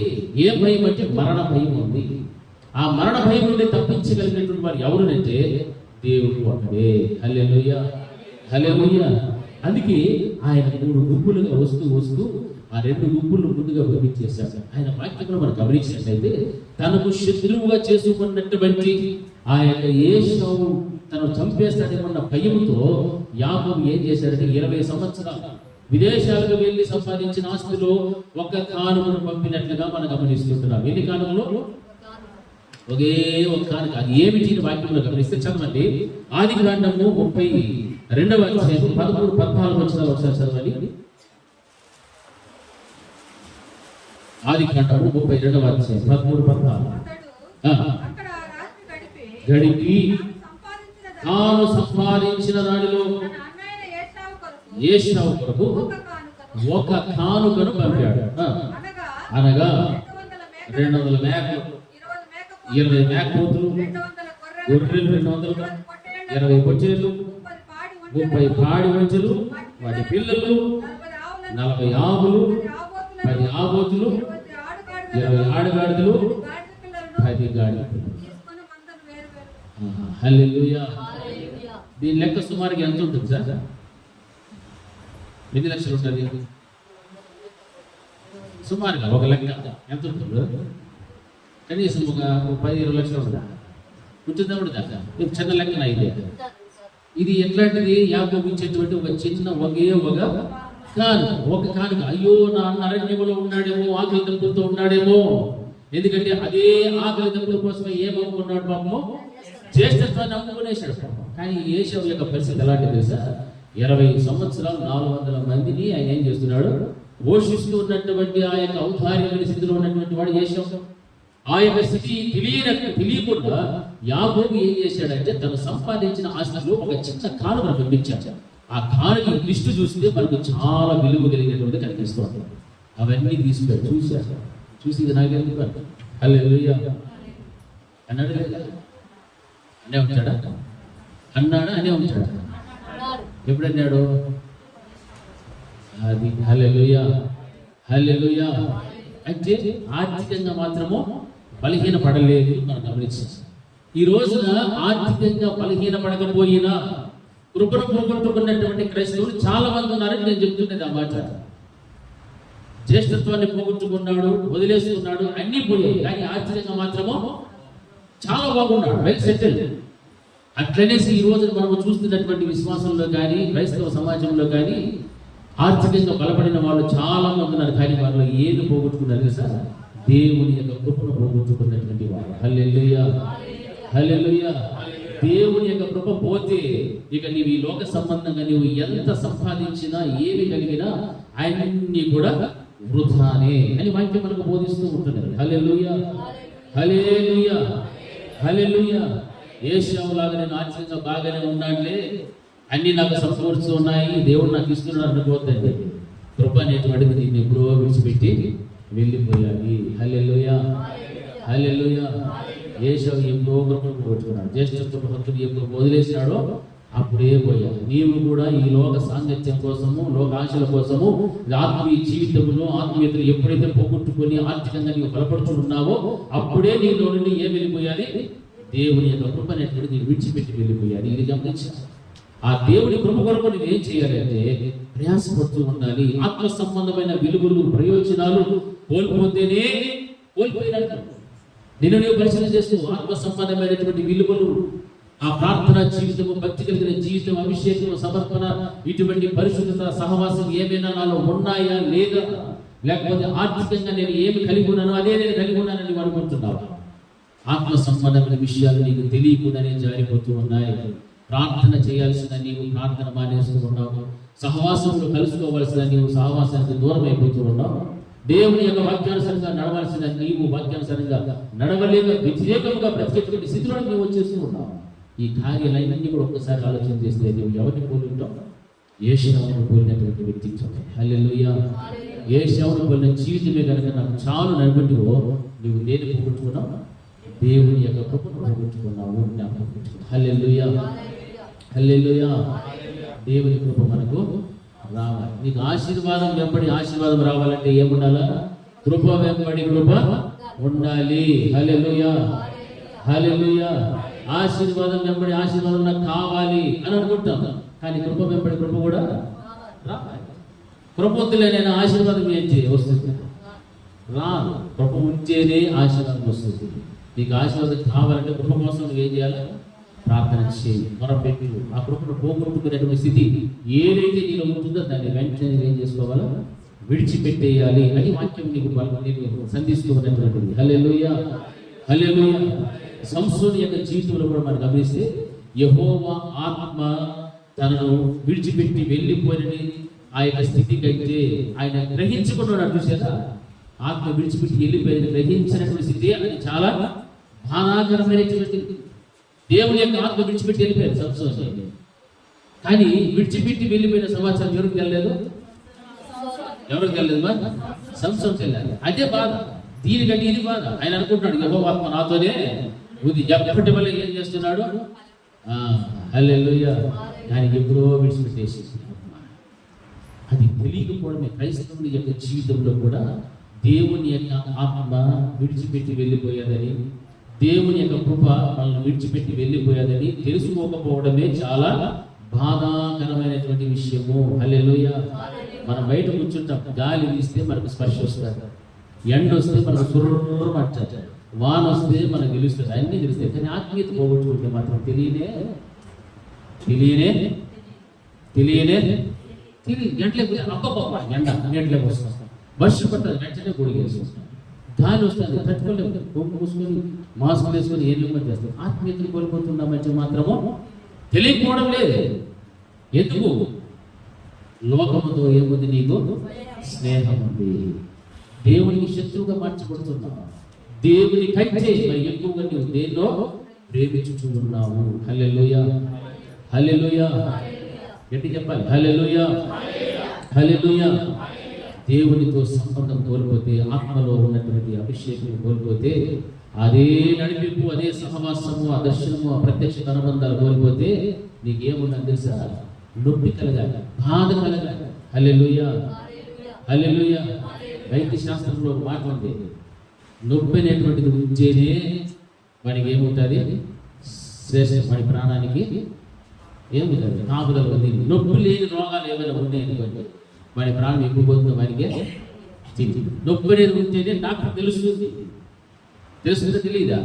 ఆ నొప్పికి మాత్రం మాట్లాడు. నొప్పి ఎక్కడి నుంచి వస్తుందో అక్కడ దానికి ఏమిస్తాడో ట్రీట్మెంట్ ఇస్తుంది. నొప్పి తగ్గించేస్తే లోపల కులిపోతానే వచ్చింది, నొప్పి మాత్రం తగ్గుతాడు. అంటే పైన మాత్రం తగ్గించేటువంటి వైద్యం కాదు, కానీ నొప్పి కలిగించేటువంటిది ఉన్నప్పుడు ఆ నొప్పే వారికి ఏం ఉంటుంది ఒక ఇండికేటర్. హల్లెలూయా, హల్లెలూయా. ఆత్మీయ జీవితంలో కూడా అలాగే ఉండాలి. నువ్వు నొప్పి అనేది రావాలి, బాధ రావాలి. ప్రభా నీ దర్శనాన్ని, నీ ప్రత్యక్షతను, దేవా నీతో సహవాసాన్ని నేనేం చేస్తున్నాను, పోగొట్టేస్తున్నా. నీతో సంబంధమే లేకుండా బ్రతుకుతూ ఉన్నా. నీకు నాకు శత్రుత్వం అనేటువంటిది ఏర్పడిపోతుంటుంది నాయన. వైరం అనేటువంటిది నీకు ఇష్టం లేనటువంటిది, లోక సాంగత్యం, అది వైరము, అది నీ దృష్టికి శత్రుత్వము. ఆ స్థితిలో నుంచి ప్రభా నేను తప్పించబడాలి అని నీకు నొప్పి కలగాలి, బాధ కలగాలి, ఏడవాలి. రాత్రంతా నిద్రపోకుండా, ఆహారం తినకుండా ఏం చేయాలి? కన్నీరు కరుస్తూ ప్రార్థన చేయాలి. హల్లెలూయా. ఆ అనుభవం కావాలని దేవుడు కోరుకుంటున్నాడు. అప్పుడు నీవు ఏ శవ స్థితిలో నుండి ఎక్కడికి మార్చబడతావు? యాకోబు ఉన్నటువంటి స్థానంలోకి మీరు రాగలుగుతావు. హల్లెలూయా, హల్లెలూయా. అటువంటి విధంగా నీ యొక్క భక్తి కలిగిన జీవితాన్ని కాపాడుకుంటూ రావాలి. ఒకవేళ భౌతికంగా ఆ యొక్క యోగ పోగొట్టుకున్నటువంటి విధంగా నీకు నొప్పి కలిగేటువంటిది కాదు. లాజరు అనారోగ్యంతో ప్రాణాన్ని కోల్పోయినటువంటి బాధ విషయాలు కాదు. ఆత్మీయ స్థితిలో నీవు ఏది దుఃఖం కలిగి జీవించాలో తెలుసా? ఏ విషయంలో నేను తప్పిపోతున్నో, ఎక్కడ పడిపోతున్నో దావీదు గారిని ఒకసారి జ్ఞాపకం తెచ్చుకోండి. దావీదు మహారాజు ఒక్కసారి ఏం చేశాడు? పాపం చేశాడు. ఒక్కసారి పాపం చేశాడు. ఎంత ప్రళయపరుస్తున్నాడంటే తను ఏడుస్తూ తన పరుగును కూడా ఏం చేస్తున్నాడు? తేల చేస్తున్నాడంటే ఎంత కన్నీరు కారుస్తున్నాడో ఒక్కసారి ఆలోచించాడు. ఈరోజు మన వ్యక్తిగత జీవితాల్లో మనం చేసేటువంటి తప్పులు ఎన్నో లెక్కకు మించినటువంటివి ఉన్నాయి. అటువంటి తప్పులను బట్టి ఎప్పుడైనా కన్నీరు కాచి ప్రభువాని ప్రార్థన చేసినటువంటి సమయం ఎప్పుడైనా ఉందా? ఎప్పుడైనా దేవుని యొక్క కన్నీరు కాడుతూ పశ్చాత్తాపంతో క్షమాపణ అడిగినటువంటి దాఖలాలు ఉన్నాయా? అటువంటి దౌర్భాగ్యమైన స్థితిలో ఉన్నామంటే దావీదు మహారాజు కంటే మనమేమి గొప్పలమే కాదు. హల్లెలూయా. అటువంటిప్పుడు మనం ఏం చేయాలా? మనం చేసే ప్రతి తప్పును బట్టి కూడా దేవుని యొక్క పాదాల చేత మోకాలు ఏం చేయాలా? ప్రార్థన చేయాలి. అందుకే వాక్యములు అంటాడు, నీ రక్షణ ఆనందము నాకు మళ్ళా పుట్టించు ప్రభు. నీ రక్షణ ఆనందం నాకు మళ్ళా పుట్టించు. లోకంలో ఉన్నటువంటివి ఏవి కూడా వాటి వల్ల నాకు ఏమి కలగలేదు, ఆనందం కలగలేదు, సంతోషం కలగలేదు. స్వల్ప సుఖ భోగములు అనుభవించేటువంటి స్థితి నాకు వద్దు అని విసర్జిస్తూ ఉన్నాడు. అందుకే నాకు మరలా ఏం కావాలంటే నీవిచ్చినటువంటి రక్షణలో కలిగే ఆనందమే నాకు మరలా పుట్టించు. అంతేకాదు తన హృదయాన్ని గురించి కూడా ఏం మాట్లాడుతాడంటే, నా అంతరంగంలో స్థిరమైనటువంటి మనస్సును నూతనముగా పుట్టించండి ప్రభు. నా అంతరంగంలో స్థిరమైన మనస్సు నూతనంగా పుట్టి. ఎందుకంటే మనసు అంతా ఏమైపోయాది? పాడిపోయింది, చెడిపోయింది. ఎందుకంటే నేను చేయకూడనటువంటి తప్పును చేసేసాను. కాబట్టి ఆ తప్పు నుంచి నేను క్షమాపణ కావాలి. నూతనమైన స్థిరమైన మనస్సు నా హృదయ అంతరంగమందు నీవు పుట్టించుము. హల్లెలూయా. ఇవన్నీ కూడా ఎందుకు ప్రార్థన చేస్తారంటే మనకి ఇట్లాంటి విషయాల్లో భయమైనటువంటి కలగాలి. భౌతిక సంబంధంగా కలిగేటువంటి వ్యాధులు, బాధలు, కష్టాలు యోగును జ్ఞాపకం చేసుకొని, లాజరును జ్ఞాపకం చేసుకొని ఇటువంటి బాధలు కాదు. నీ యొక్క వ్యక్తిగత జీవితంలో నీవు ఎలా ఉన్నావో, ఎక్కడ పడిపోయావో, పడిపోయినటువంటి స్థితిని గురించి నువ్వు ఎంతగా ప్రలాపించు. నీ హృదయ అంతరంగంలో ఏ విధమైనటువంటి స్థితి ఉన్నదో నూతనముగా స్థిరపరచు ప్రభువా. నా మనసు పాడిపోయినటువంటిది, చెడిపోయినటువంటిది, నీ రక్షణ ఆనందము నాకు మరలా పుట్టించుకున్నాయి అనేటువంటి ఒక మంచి తపనతో కూడినటువంటి ఆ యొక్క పశ్చాత్తాప ప్రార్థన నీ జీవితంలో ఉండాలి. అప్పుడే యేషువు కలిగిన స్థితిలో నుండి నీవేమవుతావు? బయటకు వస్తుంది. లేకపోతే అతి సులువుగా ఆత్మీయతను ఏమవుతుంటావు? కోల్పోతూ ఉంటావు. హల్లెలూయా, హల్లెలూయా, హల్లెలూయా. యేషువు చచ్చిపోతాడు అన్నటువంటి స్థితి వచ్చినప్పుడు ఏం కోరుకోవాలి? తిండిని కోరుకోకూడదు, లోక సంబంధమైన ఏమి కోరుకోకూడదు. ఏం కోరుకున్నాడు ఆయన? ఒక చిక్కుడుకాయ కూర కోరుకున్నాడు. జ్యేష్ఠతో నమ్ముకునేసి చచ్చిపోతాడు ఆయన, నాకు వెంటనే అది కూర పెట్టి తినేసి వస్తాను. చచ్చిపోయేటువంటి స్థితి కనుక వస్తే ఏమవుతుంది తెలుసా? హృదయ అంతరంగ శుద్ధీకరణను కోరుకోవాలి. హల్లెలూయా. ఇక చచ్చిపోతామని తెలిసినప్పుడు ఏం కోరుకోవాలా? హృదయ అంతరంగ శుద్ధీకరణ కావాలి. దేవుని వాక్యం చేత కడగబడాలి, పరిశుద్ధపరచబడాలి. ఎందుకు ఈ కార్యాలు చేయాలి అంటే ఆత్మైన కనీసం ఎక్కడికి పోతుంది? ఎక్కడికి పోవాలా? పరలోకానికి పోవాలి. హల్లెలూయా. ఆత్మ కూడా పరలోకానికి వెళ్ళలేకుండా నీ శరీరం ఆటంకపరుస్తుంది. ఎప్పుడు కూడా నీ ఆత్మకు నీ శరీరంలో ఏం కలుగుతుంటారు? వైరమే, యుద్ధమే జరుగుతూ ఉంటారు. నీవు భక్తిగా బ్రతకాలన్న ప్రతి క్షణము కూడా నీ శరీరంతో నీకేముంది? యుద్ధమే. ఆ యుద్ధాన్ని నువ్వు ఏం చేస్తున్నట్టే నీ ఆత్మానుసారంగా నడిచేటువంటి స్థితి నీకుంటే శరీరాన్ని నువ్వేం చేస్తూ వస్తావు? జయించుకుంటూ రాగలుగుతావు. హల్లెలూయా. అందుకే ఆ శరీరాన్ని జయించలేకనే ఏషావు ఒక పూట కూటి కోసం ఏమైపోయాడు, జస్ట్ హక్కును పోగొట్టుకున్నాడు, వదిలేసుకున్నాడు. చచ్చిపోయినప్పుడు స్థితి నాకు ఉంది కాబట్టి అది ఇస్తే నేను చచ్చిపోతానేమో, కానీ చచ్చిపోయినప్పుడు కోరుకోవాల్సిన అది కాదు. ఈ రోజున మనల్ని అడిగితే ఏం కోరుకుంటాము? ఇంకా చచ్చిపోతాం కాబట్టి ఏదో ఒక పాపం చేయాలి, పాపం చేసేద్దాం, లేకపోతే పలానా తిండి తినాలి, లేకపోతే దొంగతనం మీద చేసేసి ఏదో ఒకటి చేసి చచ్చిపోతాం అని అనుకునేటువంటి మనుషులు కూడా లేకపోలేదు లోకంలో. కానీ అది కాదు. చచ్చిపోక ముందు మనం ఏం చేయాలంటే మన ఆత్మ సంబంధమైన ఎన్నో పోగొట్టుకున్నాం కదా, ప్రార్థన, సహవాసం, పరిశుద్ధత, యథార్థత, సమర్పణ, అభిషేకం, ఇటువంటి ఎన్ని పోగొట్టుకున్నాను ప్రభువా, ఈ చచ్చిపోయినటువంటి ఈ స్థితిలోనైనా మరలా వాటిని నాకు దయచేసి ప్రభు అని ప్రార్థించాలి. హల్లెలూయా, హల్లెలూయా.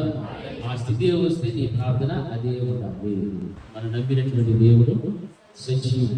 నీ వ్యక్తిగత జీవితంలో గడిచిన దినాలలో, సంవత్సరాలలో ఏది కోల్పోయావో, ఏది పోగొట్టుకున్నావో, ఆ ఆత్మీయతను, ఆ ప్రత్యక్షతను, ఆ దర్శనాన్ని, అభిషేకాన్ని, సమర్పణ కలిగిన జీవితాన్ని, సహవాసమును అన్నిటిని కూడా పొందుకుని చచ్చిపో. ఏం పర్వాలేదు. ఎక్కడ పోతుంది నీ ఆత్మ? అదే నీకు కావాల్సింది. అంతే నేను ఇంకా కొన్ని పాపాలు చేయాల్సి ఉన్నది, అవి చేసి వచ్చేస్తారు. లేకపోతే ఇంకోటి ఏదో తినాలని ఆశ ఉంది, అది తినేస్తా. జైల్లో ఖైదీ అడిగారు అనుకోండి, లాస్ట్ ఏమేమో కొడతారు కదా, కొడతారా లేదా? భయంకరమైన కోరికలు కొడతారు. అది కాదు ఆత్మీయ జీవితంలో విశ్వాసం ఉండాల్సినటువంటిది. ఆత్మీయంగా నువ్వు ఏమైతే కోల్పోయావో దానిని పొందుకొని ఆ స్థితి వస్తే అప్పుడు చచ్చిపోయినా పడుతుంది. హల్లెలూయా. అది క్రైస్తవ యొక్క జీవితం. అందుకే దేవుడి యొక్క వాక్యం చదివిస్తారు. ఏమంటున్నాడంటే ఏషావునకు తీర్పు, ఎదోమునకు తీర్పు. ఏషావు ఎదోము కొండల మీద ఉన్నటువంటి వారికి తీర్పు అనేటువంటి మాటలు మనం గమనిస్తూ ఉంటున్నాం. అటువంటి వారి మీద తీర్పు రాబోతుందంటే క్రైస్తవ యొక్క విశ్వాసి ఆ యొక్క ఏషావు కొండల మీద మాత్రము ఉండకూడదు. మరి ఎక్కడుండాలి మనము? ఏ కొండల మీద ఉండాలా? సియోను కొండల మీద ఉండాలి. హల్లెలూయా. పరిశుద్ధ గ్రంథంలో మనం గమనించినట్లయితే సియోను కొండ మీదకి రావాలి. హెబ్రీయులకు రాసిన పత్రిక 12వ అధ్యాయము 22 నుంచి 24 వచనం వరకు మనం గమనిస్తే ఇటువంటి చదువు సియోను కొండకును జీవము గల దేవుని పట్టణమునకు అనగా యెరూషలేమునకు వేవేల కొలది దేవదూతలు కలుగును, పరలోకమందు రాయబడి ఉన్న చేసిన సంఘమునకును అందరి న్యాయాధిపతి అయిన దేవుని యొద్దకును ఆత్మలు కలుగును.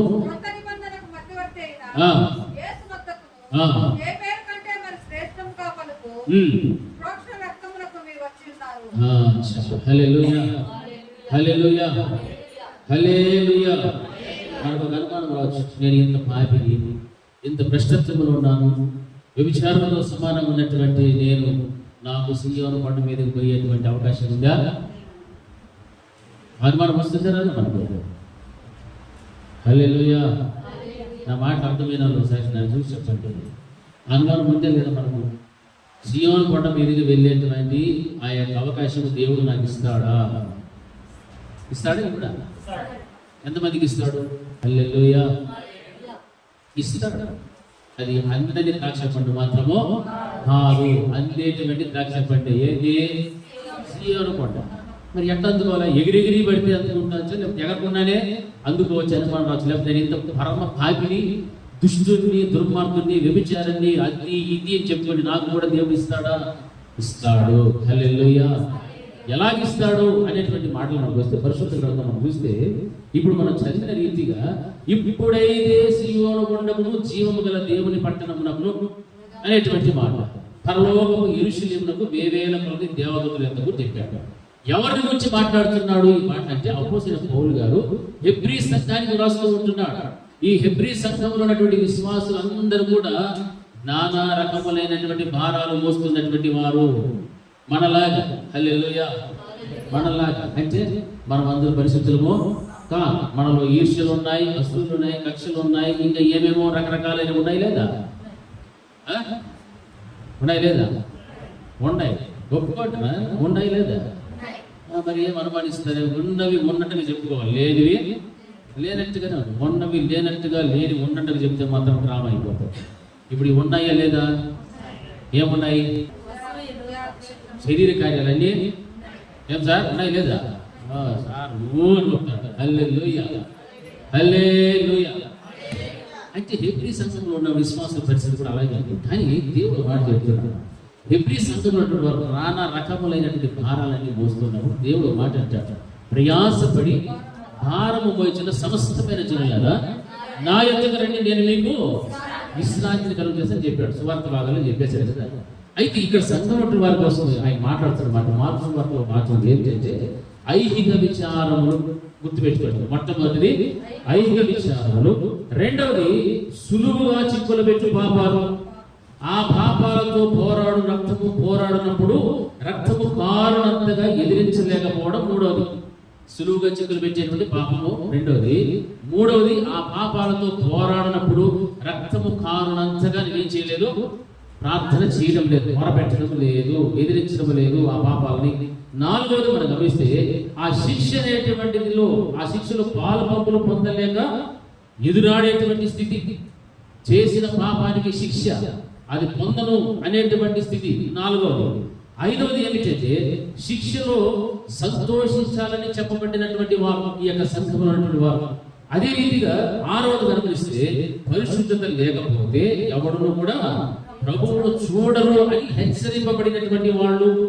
చివరిదిగా మనం చూస్తే మీలో ఏశావు వంటి భ్రష్టుడైనను వ్యభిచారి అయినను ఉండునేమో జాగ్రత్తగా చూచుకొని. ఎన్ని అవలక్షణాలు కలిగినటువంటి వాళ్ళు వాళ్ళను ఉద్దేశిస్తూ హెబ్రీ సంఘమే కాదు మన సంఘాల్లో కానీ ప్రపంచంలో ఉన్న క్రైస్తవ సంఘాలన్నిటిలో ఉన్న విశ్వాసాలందరితో కూడా దేవుడు మాట్లాడే మాట ఇదే.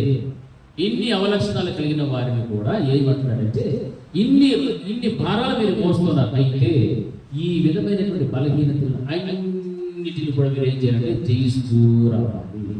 హల్లెలూయా. వీటిని మీరు ఎప్పుడైతే జయించగలుగుతారో అప్పుడు ఇప్పుడైతే సీయోను కొండను జీవము గల కొండకును ఆ దేవుని యొక్క పట్టణానికి పరలోకము యెరూషలేమునకును అనేటువంటి మాట వాళ్ళకు కనిపిస్తుంది. హల్లెలూయా. మనలో ఇవన్నీ పెట్టుకొని సులువుగా చెప్పబెట్టే పాపాల కోసం పోరాడుతున్నప్పుడు రక్తము కారకుండా ప్రార్థన చేసేది. ఎట్లా ప్రార్థన? మరి ఎవరి కోసమన్నా ప్రార్థన చేయలేదు, ఎట్లా చేస్తాము? అఫీషియల్గా, డిగ్నిటీ. ఎంత అఫీషియల్గా చేస్తారంటే ఎంత అఫీషియల్గా ఉంటుంది ప్రార్థన, సూపర్. అట్లా ప్రార్థన గురించి దేవుడు మాట్లాడుతున్నాడు. ఎట్లా ప్రార్థన చేయమన్నాడు? అన్ని ఇంతసేపు చెప్పింది ఏమిటి? రక్తం ఏమవ్వాలో సరసరసలు కారాలి. రక్తం కారాలంటే మోకాలు చెప్పాలి ఏమైపోవాలో. నీ మోకాలు నల్లగా ఉంటే నీ ముఖం ఎలా ఉంటుంది? తెల్లగా ఉంటుంది. నీ ముఖం తెల్లగా ఉంటే అట్లాగా నీ ముఖం నల్లగా ఉందంటే మోకాలు తెల్లగా ఉన్నాయి కదా, అంతేనమ్మా? హల్లెలూయా, హల్లెలూయా. మోకాలు నల్లబడితే ముఖం తెల్లగా ఉంటుంది. కన్నీళ్లతో ముఖం గడిపితే దేవుని యొక్క ప్రసన్నత కనిపిస్తుంది. అంతేగాని ముఖం నల్లగా పెట్టుకుంటుంది, మోకాలు కూడా తెల్లగానే ఉంటుంది. వాక్యం సెలవిస్తుంది. హల్లెలూయా. వాక్యం సులువుగా చిక్కులు పెట్టే పాపములు ఉన్నాయి. అయితే ఆ సులువుగా చిక్కులు పెట్టే పాపముల కోసం నీవు పోరాడుతున్నప్పుడు రక్తము కారణంతగా ఏం చేయలేదు, ప్రార్థన చేయాల, పోరాడలేదు. దేవుడు చెప్తున్నాడు. అంటే ఐహిక విచారములు ఇటువంటివన్నీ ఎన్ని లోపాలు ఉన్నాయంటే అన్ని లోపాలు ఉన్నాయి. ఈ కారణాలను బట్టి ఈ రోజున విశ్వాసం ఎక్కడ చేరుకోలేకపోతున్నాడు? ఏశావు కొండల మీద నుండి సీయోను కొండ మీదకి చేరుకోలేకపోతున్నాడు. మనం గమనించాలి. హల్లెలూయా. మనం అనుకోవచ్చు, నేను కూడా కొండ మీదనే ఉన్నాను. నువ్వు ఉన్న కొండ వేరేదిరా. నువ్వు ఉన్న కొండ ఎవరిది? ఏశావు కొండ. ఏదో ఒక కొండల మీద ఉన్నావు. దానికి తీర్పు ఉంది, దానికి నాశనం ఉంది. ఆ నాశనము తీర్పున్నటువంటి ఆ కొండల మీద నువ్వు ఉన్నావు. ఆ కొండ కాదు, ఎక్కడికి చెబుతైపోవాలా? సీయోను కొండ మీదకి రావాలి. హల్లెలూయా. ఇప్పుడు ఎలా రావాలి అంటే వీటన్నింటిని కూడా నువ్వేం చేయాలా? జయిస్తే తప్ప ఆ సీయోను కొండ మీదకి నీవు రావు. హల్లెలూయా, హల్లెలూయా. ఇప్పుడు వీటిని జయించాలన్న ఆశ ఎంతమందికి ఉంది? నేను చెప్పేందుకు తెచ్చుకోవడం అట్లెత్తి దించేస్తే ఏమర్థం? వీటన్నిటిని జయించాలి అన్న ఆశ ఎంతమంది? ఎందుకంటే దేవుని యొక్క ఆలోచన ఏముంది సార్? నశించింది కానీ అది ఆ కొండల మీద కలిపి నాశనం ఉంది, తీర్పు ఉంది. ఆ తీర్పులో నుంచి తప్పించబడాలి, మరణంలో నుండి జీవంలోనికి. హల్లెలూయా. జీవంలోనికి మనం రావాలి. ఎన్ని ఆటంకాలు, ఎన్ని భౌతిక శారీరక దేహ సంబంధమైన విషయాలు మనకు ఉండినా, ఎన్ని విచారములు మనం హెచ్చింపబడినా, వాటన్నిటిని కూడా మనం ఏం చేస్తూ రావాలా? జయిస్తూ జయిస్తూ జయిస్తూ వస్తేనే నువ్వు ఆ కొండ మీద నుంచి ఈ కొండ మీదకి వస్తున్నావు. హల్లెలూయా. లేదు నేను జయించలేదు, నాకు కష్టము, నాకు ఇదే బాగుంది అనుకుంటే అక్కడే చెప్పండిరా, అక్కడే గూడు కట్టుకొని ఉండొచ్చు. హల్లెలూయా. దానికోసం కాదు దేవుడు మనకు పిలిచింది, దానికోసం కాదు దేవుడు మన కోసం ప్రారంభించి రక్తం కలిసి శరీరం అంతా నలగొట్టుకుంది. ఎందుకోసం? ఆ సియోను కొండ మీద తీసుకుంటాను. వాక్యం సెలవిస్తారు, ఇప్పుడైతే సియోను కొండకు జీవము గల దేవుని పట్టణమునకు, అనగా పరలోకపు యెరూషలేమునకు, పరలోక రాజ్యానికి మనం తీసుకువెళ్ళాలి కోసమే దేవుడు అక్కడి నుండి దిగి వచ్చేది ఇక్కడికి. ఎక్కడున్న మనల్ని అక్కడ తీసుకుపోవాలి. అంతేకాని మనం ఇక్కడే ముందుకుపోతామని మాత్రం ఆలోచన ఎవరు పెట్టుకోవద్దండి. హల్లెలూయా, హల్లెలూయా, హల్లెలూయా. ఈ విధమైన బలహీనతలన్నిటిని కూడా మనం ఏం చేయాలా? జయించాలి. మోషే గారి గురించి కూడా మనకు తెలుసు. ఆయన కూడా పడి లేచినటువంటి ఒక క్యారెక్టరే. ఎలా పడిపోయి లేచాడు చెప్పండి? మోషే ఆయన గురించి మన మాటకి ఏమని జ్ఞాపకం వస్తుంది? భూమి మీద ఆయన కంటే సాత్వికుడు, చాలా మంచివాడు, మిక్కిలి సాత్వికుడు ఉన్నారు ఇల్లంతటిలో. అటువంటి ఆయన కూడా ఏమైపోయాడు? పడి లేచాడు. ఏం పడిపోయాడు?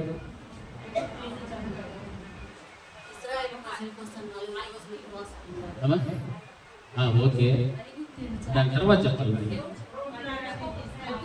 అవి హల్లెలూయా. బండతో ఏం చేయమన్నాడు? ఏం చేశాడు? వచ్చి మళ్ళా ప్రజలు ఏమన్నాడు? ద్రోహులారా అన్నాడు. అంటే ఈ చిన్న విషయంలో ఏమైపోయాడు? పడిపోయాడు. హల్లెలూయా. పడిపోయినప్పటికీ కూడా మరలా 40 రాత్రి పగలు దేవుడితో గడిపాడు. మహిమలో కలుసుకున్నాడు, మేఘంలో నివసించాడు. పోగొట్టుకున్నటువంటి తన మహిమను మరలా పొందుకొని ఓ చక్కని సూర్యుని కాంతి వలె మరలా దిగి వస్తున్నాడు. హల్లెలూయా. అది పడిపోయినటువంటి స్థితిలో నుంచి మరలా దేవుడు పైకి లేవనెత్తి మోషే జీవితంలో అంత గొప్ప కార్యాలు చేయగలిగాడు. అయితే మోషే గారు కూడా పడిపోయిన క్యారెక్టర్ మరలా లేచి వచ్చాడు. హల్లెలూయా. ఈ రోజున పడిపోయినటువంటి మన స్థితిని కూడా దేవుడు చూస్తూ ఉన్నాడు. మనకు కూడా దేవుడు చూస్తున్నాడు. మనకు కూడా ఒక అవకాశం ఇస్తాడు దేవుడు. పడిపోయినాడని అక్కడే మనం ఆగిపోవడం కాదు. పోగొట్టుకున్నటువంటి మహిమను, పోగొట్టుకున్న పరిశుద్ధతను, సహవాసమును ఏవైతే నీవు పోగొట్టుకున్నావో వాటిని మరలా సంపాదించుకోవడానికి నీ దేవుడు నీకు అవకాశం ఖచ్చితంగా ఇస్తాడు. హల్లెలూయా. ఆ మహిమను సంపాదించుకొని తిరిగి తన యొక్క ఎదుర్కొన్న ఇశ్రాయేలు ప్రజలు ఎదుర్కోవడానికి వస్తున్నప్పుడు ఆయన చూచి వాళ్ళందరూ కూడా ఏం చెప్తున్నారు? వెరస్తూ ఉన్నారు, భయపడుతూ ఉన్నారు. అంత మహిమ గల కాంతివంతమైన ముఖముతో ఆయన వస్తూ ఉంటున్నాడు. అంతేకాదు, ఆయన మరణించిన తర్వాత చక్కగా పరదేశానికి వెళ్ళిపోయాడు. యేసుక్రీస్తు ప్రభుల వారు ఆయన భూమి మీద జీవిస్తున్నప్పుడు ఆయన రూపాంతరం చెందిన సమయంలో ఎవరు వచ్చారు? మోషే. ఎంత ఉన్నతమైన స్థితిని సంపాదించుకున్నాడు. హల్లెలూయా. దేవునితో సంభాషించడానికి మిగాయాలు కంటే ప్రాధాన్యత ఎవరికి ఇచ్చినాడు? కదా మోషే వచ్చాడు. హల్లెలూయా. ఏదో మాట్లాడుతున్నారు, ఏ స్వామి, మోషే, ముగ్గురు మాట్లాడుతున్నారు. ఏదో సీక్రెట్. ఎవరికైనా తెలిసిన సీక్రెట్? హల్లెలూయా, హల్లెలూయా. అంటే అంత ఉన్నతమైనటువంటి స్థానము ఎవరికి ఇచ్చాడు? దేవుడు మోషేకి చేసిన. ఈ రోజున నీ ఆధ్యాత్మిక జీవితంలో పతనం అయిపోతున్నావని, నాకు సియోను కొండ మీద ఎక్కే అవకాశం లేదేమో, పరలోకానికి వెళ్ళేటువంటి స్థితి నాకు లేదేమో అని మాత్రం చింతించకూడదు. పోగొట్టుకున్న దాన్ని మళ్ళీ ఎలా సంపాదించుకోవాలో ఆలోచన చేయి.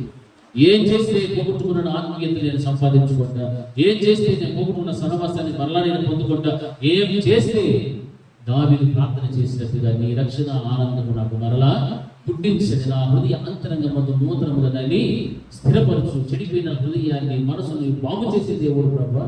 నా ప్రవర్తన అయినా, నా నోటి మాటలైనా, నా ఉద్దేశములు, నా ఆలోచనలు, తలంపులు అన్ని దానిని బట్టి నేను పోగొట్టుకున్నాను. నీ సన్నిధిని నిలవలేనటువంటి భాగ్యము నేను పోగొట్టుకున్నాను ప్రభువా. అయితే మరలా నీ సన్నిధిలో నిలిచేటువంటి భాగ్యము నాకు, నా కుటుంబానికి మరలా నీవు ఇవ్వండి నాయనా అని మనం ప్రార్థన చేయాలి. హల్లెలూయా, హల్లెలూయా. ఎందుకంటే దావీదు గురించి ఏమని మాట్లాడుతున్నాడు? దావీదుకు చూపించిన శాశ్వతమైన కృప. హల్లెలూయా. దావీదుకు ఏం చూపించాడు? శాశ్వతమైన కృప. ఆ దావీదు వంశములోనే ఎవరు చేరించారు? యేసుక్రీస్తు ప్రభువు గారు వచ్చారు. ఎంత ఉన్నతంగా చూడండి. ఒకప్పుడు పాపం చేసిన వ్యక్తి దావీదు, అదే వంశములో నుండి ఎవరు పుట్టుకొని వచ్చారు? యేసుక్రీస్తు ప్రభువు రప్పించాడు. నేను ఎవరో తెలుసా? ఫలానా దావీదు కుమారుడను. అయ్యో ప్రభువా పిలిస్తే నేనే దావీదు కుమారుడు, దావీదు కుమారుడు. అక్కడ ఉన్నటువంటి గుడ్డివాడు కూడా ఏమని పిలుస్తున్నాడు? దావీదు కుమారుడా, నన్ను ఖండించి నన్ను దాటిపోవద్దు. నాకు స్పష్టత ఇచ్చింది. దావీదుకు ఏమిచ్చాడంటే శాశ్వతమైనటువంటి కృపను ఇచ్చేసి. హల్లెలూయా, హల్లెలూయా. ఒకప్పుడు ఏషావు కొండల మీద విడిచివేయడం, అయితే ఇప్పుడు ఎక్కడికి రావాలా? సీయోను కొండ పెడుతున్నారు. అక్కడ తీర్పు ఉంది, నాశనం ఉంది. దానిని మాత్రం మర్చిపోకూడదు. హల్లెలూయా, హల్లెలూయా. ఎందుకంటే నీ జీవితంలో పోగొట్టుకున్నవన్నీ కూడా నువ్వేం చేసుకోవాలా? సమకూర్చుకోవాలి. ఇవన్నీ కూడా సమకూర్చుకోవాలి. వాక్యం సెలవిస్తున్నది. నీ ఆత్మీయత తిరిగి నీవు సమకూర్చుకోవాలి. నీ మొదటి స్థానానికి నువ్వు మరలా పుచ్చుకొని రావాలి. నీ నింపుదల కావాలి. నీ యొక్క ఆత్మీయ జీవితంలో నువ్వు ఎంత బలహీనపడిపోతుందని మరలా నేను వాక్యం ద్వారా ఏం చేసుకుంటుండాలి?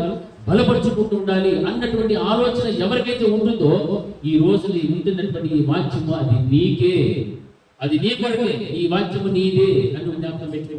పోగొట్టుకున్న దాన్ని నేను మరలా సంపాదించుకోవాలి ప్రభా అని ఎవడైతే ఆలోచన చేస్తున్నారో, ఆ వాక్యం ఈ రోజున దేవుని వారితో సూటిగా మాట్లాడుతున్నాను. ఇది నా కోసం. నేనే పడిపోయినటువంటి స్థితిలో ఉన్నాను. నేనే దేవుని యొక్క ప్రత్యక్షతను పోగొట్టుకున్నాను, దేవుని దర్శనాన్ని పోగొట్టుకున్నాను, సహవాసాన్ని పోగొట్టుకున్నాను. కాబట్టి ఈ రోజున విత్తబడే వాక్యం ఇది నాకే అని నేను ఎప్పుడైతే నీవు ఆ వాక్యాన్ని అన్వయించుకుంటావో నీ జీవితానికి ఖచ్చితంగా దేవుడు నీకు ఏం చేస్తాడు? సహాయం చేస్తాడు. ఎందుకంటే ఆయన పక్షపాతం లేని దేవుడు, అందరినీ కూడా సమానముగా ప్రేమించినటువంటి దేవుడు. నన్ను ఒకలాగా నిన్నొకలాగా చూసేటువంటి దేవుడు మాత్రము కాదు. ఈ సత్యాన్ని గ్రహించాలి. వాక్యం సెలవిస్తుందని. ఎందుకంటే నిన్ను దేవుడు వదులుకోవడము ఇష్టం లేదు. నిన్ను దేవుడు విడిచిపెట్టడం ఇష్టం లేదు. ఆ విడిచిపెట్టి పోతే పోనీలే అని విడిచిపెట్టేవాడు మాత్రము కాదు. అదే వాక్యం అందుకే చెప్తున్నది. నిన్ను వదులుకోవడం ఇష్టం లేకనే దేవుడు నీతో ఇన్ని మాటలు, ఇన్ని పర్యాలు, ఇంత సమయాన్ని వెచ్చించి దేవుడు మాట్లాడుతున్నాడంటే నీ జీవితంలో ఎక్కడున్నావో, ఎక్కడికి రావాలో దేవుడు నీకు జ్ఞాపకం చేసుకుంటున్నావు. నువ్వు ఏం కోల్పోతున్నావో, ఏం పోగొట్టుకుంటున్నావో దేవుడు ఈ రోజు నీకు జ్ఞాపకం చేస్తున్నావు. పోగొట్టుకున్న దానిని మరలా నీవేం చేసుకోవాలా? పొందుకోవాలి. ఏషావు పోగొట్టుకున్నాడు, యాకోబు సంపాదించుకోగలిగాడు. హల్లెలూయా. ఆ రోజున యాకోబు తను సంపాదించిన ఆస్తిని అంతా 2 గుంపులకు చేసి కానుకను పంపించేశాడు. ఒక్కడిగా మిగిలిపోయాడు. ఒక్క వంటి కర్రతో దాటి ఏరు దాటి వెళ్ళినటువంటి వాడు ఇంత ఆస్తిని సంపాదించుకొచ్చాడు. కానీ అతని జీవితంలో నెమ్మది లేదు, సంతోషం లేదు, సమాధానం లేదు, మరణ భయం పట్టుకుంది. ఆ రాత్రి అంతా కూడా ఏం చేయడానికి ఇష్టపడ్డాడు? ప్రార్థన చేయడానికి ఇష్టపడ్డాడు. హల్లెలూయా. అది ఒరిజినల్ క్యారెక్టర్లోకి వచ్చాడు. మళ్ళా దేవుడు వాగ్దానం చేశాడు, నేను నిన్ను ఆశీర్వదిస్తాను, నీ సంతానాన్ని అభివృద్ధి చేశాడు. కానీ దేవుని వాగ్దానుసారంగా జీవించక విదేశాలకు వెళ్ళిపోయి అక్కడ సంపాదించుకున్నాడు. దానివల్ల ఏమైనా సంతోషపడ్డాడా? సుఖపడ్డాడా? ఏమీ లేదు. ఆయన ఒంటరిగా మిగిలినప్పుడు మరలా ఒరిజినల్ క్యారెక్టర్లోకి వచ్చాడు. అప్పుడు మరలా దేవునితో ఏం చేయడం ప్రారంభించాడు? ప్రార్థన. పెనుగులాడుతూ దేవుడు వచ్చి నన్ను వదిలిపెట్టాను ఆయన అంటే కూడా వదిలిపెట్ట. దేవుడు ఇంటి మీద కొట్టినా కానీ దేవుడి కాలు మాత్రం విడిచిపెట్టాడు. ఈయన కాలం దెబ్బతగిలింది కానీ దేవుడి కాలు మాత్రము విడిచిపెట్టాడు. అంత వైరాగ్యముతో పోరాడుతూనే ఉన్నాడు. దానివల్ల వచ్చిన ఫలితం ఏంటంటే ఈ పేరు ఇశ్రాయేలు. హల్లెలూయా, హల్లెలూయా. మారాలి, ప్రతి ఒక్కరు కూడా మారాలి. బ్రతుకులు మార్చుకోవాలంటే ఈ విధమైన పెరుగులాట ఉండాలి. హల్లెలూయా. తల్లి గర్భంలో నుండి ప్రారంభించాడు. ఏంటి? పెరుగులాట. ఎక్కడి వరకు ముగిసేదా పెరుగులాట? ఆయన కలిగి ఉన్నటువంటి మనసును ఆశ నెరవేర్చుకునే వరకు కూడా వదిలిపెట్టాడు. అక్కడేమో అన్నను జ్యేష్ఠత్వం సంపాదించున్నాడు. పెరుగులాట మనసులో అదే ఉండిపోయింది, నాకేం కావాలా? జ్యేష్ఠత్వం కావాలి. కానీ ఏషావు దాన్ని అంతటి విడిచిపెట్టాడు, పోగొట్టేసుకున్నాడు. ఆ యొక్క స్థానంలో దేవుడు నిలబెట్టాడు. ఇక్కడ కూడా మరణ భయం వచ్చినప్పుడు ఆ మరణం నుండి తప్పించి జీవంలో నడిపించడానికి దేవుడు అతన్ని మరలా ఏం చేశాడు? ఆ పెరుగులాటలో చూచి దేవుడు అతన్ని మరలా చేశాడు, ఆశీర్వాదానికి పాత్రగా చేశాడు. హల్లెలూయా, హల్లెలూయా. ఈరోజు మనం చేసే ప్రార్థనల్లో ఈ విధమైనటువంటి కార్యాలు జరుగుతూ ఉన్నాయి. ఈ విధమైనటువంటి ప్రార్థన పెరుగులాట సులువుగా చిక్కులు పెట్టేటువంటి పాపములతో నీవు పోరాడుతున్నప్పుడు రక్తము కారునట్లుగా నీవు ప్రయాసపడి ప్రార్థన చేస్తున్నావా? అటువంటి ఆత్మ తీవ్రత కలిగినటువంటి వ్యక్తిగా విశ్వాసంగా నీవు సంఘంలో ఉన్నావా? నీ కుటుంబం కోసము, నీ సంఘం కోసము, నీ వ్యక్తిగత జీవితం కోసము నీవు చేసే ప్రార్థన ఎలా ఉండాలంటే పెరుగులాడేటువంటి ప్రార్థన నీకు ఉండాలి. హల్లెలూయా.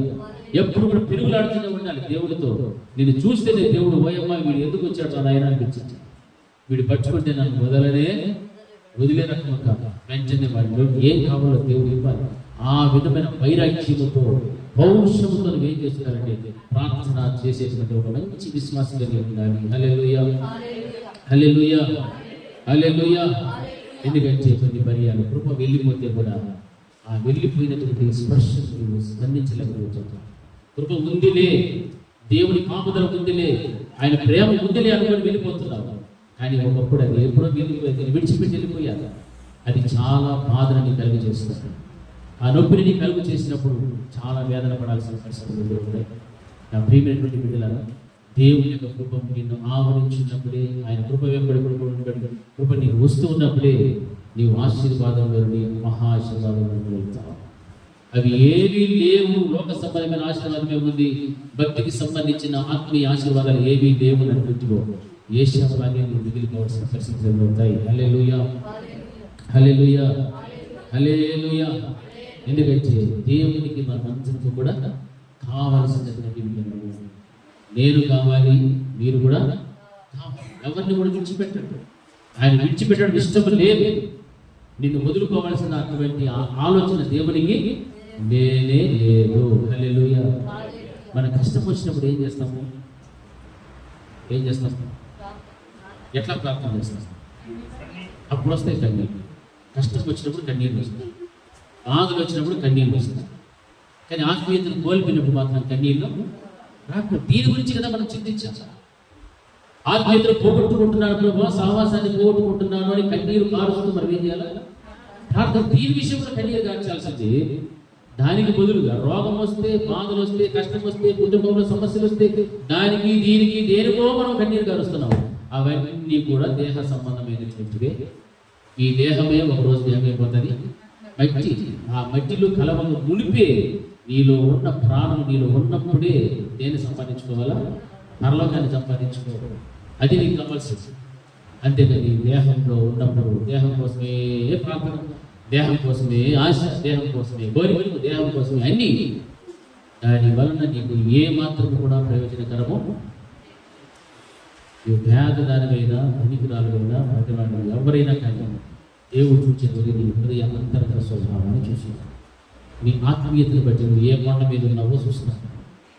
ఏశావు లాంటి జీవితం ఉందా, లేకపోతే సీయోను కొండ మీద నిలబడి యాకోబు లాంటి జీవితం నీగో ఉందా అని దేవుడు చూస్తాడు. నాకు అన్నీ తెలుసు, నాకు తెలియనట్టు ఏది లేదని ప్రశ్నలు లేపిన వారు చాలా మంది ఉన్నారు. దేవుని సన్నిధిని కోల్పోరు. కానీ భ్రష్టత్వములో నుండి, పాపములో, శాపములో నుండి మరలా దేవుని సన్నిధిని సంపాదించుకున్న వారు కూడా చాలా మంది ఉన్నారు. మనం ఎలా ఉండాలంటే సంపాదించుకున్న దేవుని యొక్క సన్నిధిని విడిచిపెట్టి నిత్యము దేవుని సన్నిధిలో నిలిచినటువంటి భాగ్యము పోగొట్టుకోకూడదు. హల్లెలూయా, హల్లెలూయా, హల్లెలూయా, హల్లెలూయా. మన దేవుని దీవించాలి, దేవుని ఆశీర్వదించాలి. కానీ మన సొంత ఆలోచన ప్రయాస పడితే యాకోబులో ప్రయాసం ఎన్ని సంవత్సరాలు? 20 సంవత్సరాలు కష్టం. వద్దు, ఒరిజినల్ క్యారెక్టర్లోకి రావాలి. మోకాల్ని వెనుకలాడడం, ప్రార్థన చేసి ఆయనే ఆశీర్వదిస్తారు. మరణం నుండి తప్పించింది ఆస్తి ఏమన్నా అక్కడికి వచ్చిందా? గాడులు, బ్యాగులు, అవి ఇవి అక్కడికి వచ్చాయా? వేసాడు. ఇవన్నీ నాకేం కదా, నా దగ్గర ఇవన్నీ బోర్డు ఉన్నాయి. హల్లెలూయా. నాకు అవసరమే లేదు. అయినా కానీ నా ప్రభువు నన్ను నా మీద కటాక్షం చూపించడానికి దీన్ని ఖచ్చితంగా తీసుకోవాల్సింది, అంగీకరించాల్సింది. బలవంతము పెట్టినప్పుడు మాత్రమే యేషావు తీసుకుంటున్నాడు. లేకపోతే ఆయన అవసరమే లేదు. ఆయన కానీ పోగొట్టుకున్నట్లు ఏం చెప్తుంది? దేవుని యొక్క కృపను పోగొట్టుకున్నాడు. హల్లెలూయా, హల్లెలూయా. ఈ స్థితి నీకు రావాలి అని అంటే మొట్టమొదట మనం చదువుకున్న విషయం యాకోబు సంతతి వారు అగ్ని. హల్లెలూయా. యోసేపు సంతతి వారు మంట. ఈ రోజు ప్రార్థన చేసే ప్రభువా, నేనే ఒక అగ్నిలాగా ఉండాలి, నేనే ఒక మంటలాగా ఉండాలి. నా సంఘం కోసం, నా కుటుంబం కోసము, నా వ్యక్తిగత జీవితం కోసం నేను మండే జ్వాలలాగా నేను ఉండాలి ప్రభువా. ఒక మంటలాగానే ఉండాలి, అగ్నిలాగా ఉండాలి. అంతేకాని యాకోబు సంతతి మీదకి దేవుడు అగ్ని కురిపించలే, అగ్ని జ్వాలల పంపి వారిని అగ్నిలాగా మార్చలేదు. దేవుని యొక్క వాక్యానుసరించి మనం ఆలోచన చేస్తే ఈ రోజు మనమందరం కూడా అగ్నిలాగా ఉండాలి, మంటలాగా ఉండాలి. ఆ మంటలో వెలిగింపబడేటువంటి దీపములాగా నీవు ఉండాలి. అందుకే యాకోబు సంతతిని గురించి అగ్నితో పోలుస్తున్నాడు. అగ్నిలాగా నీవు ఉంటావు. యోసేపు సంతతి నీవు మంటలాగా నీవు ఉంటావు. ఈ రోజు నీ యొక్క స్థితి ఎలా ఉంది? అగ్నిలాగా మండుచూ ప్రకాశించబడుతున్నావా, లేకపోతే మంట పుట్టిస్తుంటున్నావా? అగ్నిలో చెత్త వేయబడితే ఏమైపోతుంది? కాల్చబడిపోతుంది. నీవే ఒక అగ్ని, నీవే ఒక మంట అయితే ఇక నీలో చెత్త అనేటువంటిది ఏమాత్రం కూడా ఉండదు. హల్లెలూయా. ఏమాత్రం కూడా చెత్త ఉండడానికి అవకాశం లేదు. లోక సంబంధమైనటువంటి సాంగత్యము, చెత్త, సభ, అవి ఏవైతే ఉన్నాయో అన్నిటిని కూడా నీవు ఏం చేసేస్తావు? కాల్చి పడేస్తావు. ఎందుకంటే నీవే ఒక అగ్ని, నీవే ఒక మంట. అగ్ని మంట నీవే అయినప్పుడు నీ లోనికి రావటానికి ఏ చెత్త అయినా ప్రయాసపడింది, ఏ చెత్త అయినటువంటి రాని దాన్ని ఏం చేస్తూ ఉంటావు? కాల్చి పడవేస్తూ ఉంటావు. హల్లెలూయా. లోక సంబంధమైన విషయాల్లోకి వస్తే వారిని గురించి, వీరిని గురించి మనకు ఏమేమో మాట్లాడుకుంటూ ఉంటాం. అవన్నీ కూడా ఏం తెలుసా? చెత్త. నీవు అగ్ని అయితే, నీవు ఒక మంటమైతే వాటన్నిటిని ఆ చెత్త అంతటి ఏం చేసుకుంటావు? కాల్చి పడేస్తుంది. హల్లెలూయా. ఆ చెత్త ఎప్పుడు కూడా నీ దగ్గర రానే రా. ఒకవేళ వచ్చినా దానికి తెలుసు చెత్తకి, అడిగి పోతే ఏమైపోతాము? కాల్ చేస్తాం, బండి చేస్తాం, రానే రాను. హల్లెలూయా. మనం కూడా అగ్నిలా లేకుండా మంచులాగా ఐసుగడ్డలా చూసినాం అనుకోండి, అది వచ్చి మనతో విసులుతుంది. చెత్త అంతా చేరి చేరి చేరి చేరి హృదయమే చెత్త, మనిషే చెత్త. ఇక నీకు లోకమైన చెత్తకు ఏమాత్రం తేడా? ఆ చెత్తను చూసినా నిన్ను చూసినా ఒకటే. హల్లెలూయా. అందుకే వాక్యం సరిచేస్తుంది. ప్రార్థనలో పోరాడి ఎలిగిసినటువంటి వాడు యాకోబు. అటువంటి విధంగా అవుతుంది. అందుకే యాకోబు సంతతిని గురించి మాట్లాడిన మాట అగ్ని. హల్లెలూయా. యోసేపు ఫలించేటువంటి వాడు, మండుచు ఉన్నటువంటి మంట. నీవు మండితే ఫలిస్తావు. నీవు అగ్నికి చెత్తనంతటిని కూడా కాల్చి పడేస్తావు. హల్లెలూయా. హల్లెలూయా. రోజు నీవు అగ్నిగా ఉండాలన్నటువంటి వాడు, మంటలాగా నీవు ఉండాలన్నటువంటి వాడు చెత్తను కాలుస్తావు. ఫలించేటువంటి జీవితం దేవుడు నీకు ఇస్తాడు. ఆ కృప దేవుడు అందరికీ అందించుకుంటాడు. ప్రార్థన చేసుకుంటాం. మహోన్నతుడైన స్తోత్రం. మీ వాక్యం ద్వారా తండ్రి నాతో అందరితో కూడా మీరు మాట్లాడారు. ప్రభా, మీరు నిజముగా ప్రేమ స్వరూపుడు దేవుడు. మాలో ఏశావు లాంటి జీవితం ఉండకూడదని, యాకోబు లాంటి పెరుగులాడే జీవితం ఉండాలని, యోసేపు లాంటి ఫలించే జీవితం మాలో ఉండాలని ప్రభా మీరు ఇష్టపడుతున్న దేవుడు. యాకోబు సంతతి అగ్ని, యోసేపు సంతతి మంట. యాకోబు పెరుగులాడే అనుభవం, యోసేపు ఫలించేటువంటి జీవితం, ఏశావు పోగొట్టుకున్నటువంటి జీవితం. ప్రభా, ఈరోజు అటువంటి పోగొట్టుకున్న స్థితిలో ఏ ఒక్కరుండి నా ప్రభావం వారిని వెంచండి. ప్రభావం దర్శించండి. వారితో ఎదురు కొండల మీద తీర్పు నాశనమైనటువంటి వాయిదాలు అయితే సియోను కొండ మీదకి ప్రభావం మంత్రులు కూడా చేర్చబడాలి. సియోను కొండల మీదకి దిగి రావాలి ప్రభావం. ఆ విధముగా చైతన్య మనల్ని బలపరిచి ఏ ఒక్కరు కూడా నశించుకోవడం మీకు ఇష్టం లేదు. ప్రతి వారిని కూడా రక్షించడానికి మీరు ఆశ కలిగిన దేవుడు ప్రభావం.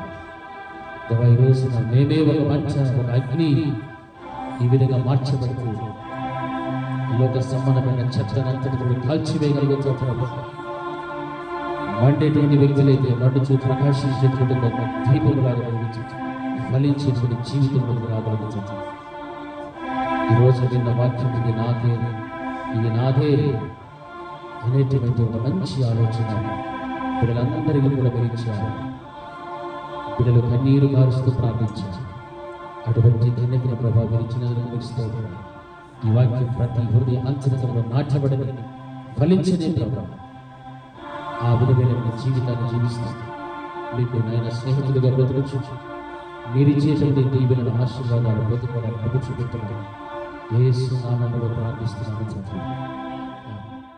నా ప్రాణమా యెహోవాను స్తుతించు, నా అంతరంగమున తన సంస్థమైన పరిశుద్ధ నామమును స్తుతించు. నా ప్రాణమా యెహోవాను స్తుతించు, ఆయన చేసిన ఉపకారములలో వేరేది లేదు. మన చదివిన దేవుని ప్రేమ, కుమారుడైన యేసుక్రీస్తు యొక్క కృప, పరిశుద్ధాత్మ యొక్క అన్యోన్య సహవాసం ఇప్పుడు ఎల్లప్పుడూ నిత్య నిరంతరం సదాకాలం ఆయన కృపా సమాధానం మన కుటుంబములకు తోడి నడిపించుగాక.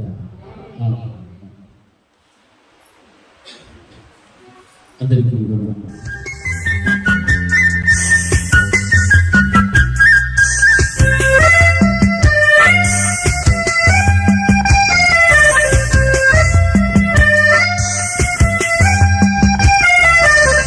జీవితములో గమ్యంబు ఏదో ఒకసారి యోచించవా. ఈనాడు నీవు ప్రభు యేసు కొరకు నీ హృదయమర్పింపవా. నీ జీవితములో గమ్యంబు ఏదో ఒకసారి యోచించవా. ఈనాడు నీవు ప్రభు యేసు కొరకు నీ హృదయమర్పింపవా. నీ హృదయమర్పింపవా.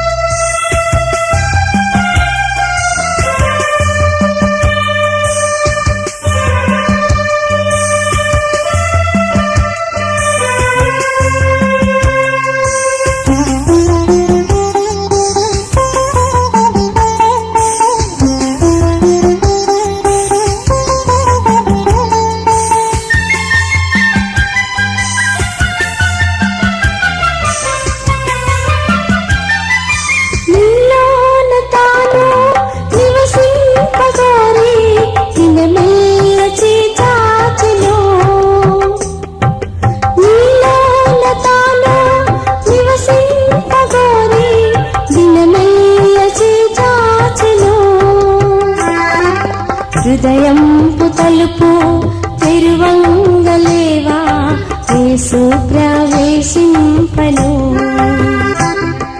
హృదయంపు తలుపు తెరువంగలేవా, యేసు ప్రవేశింపను.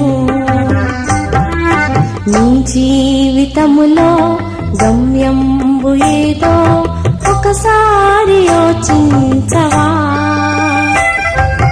ఈనాడు నీవు ప్రభు యేసు కొరకు నీ హృదయమర్పింపవా. నీ హృదయమర్పింపవా.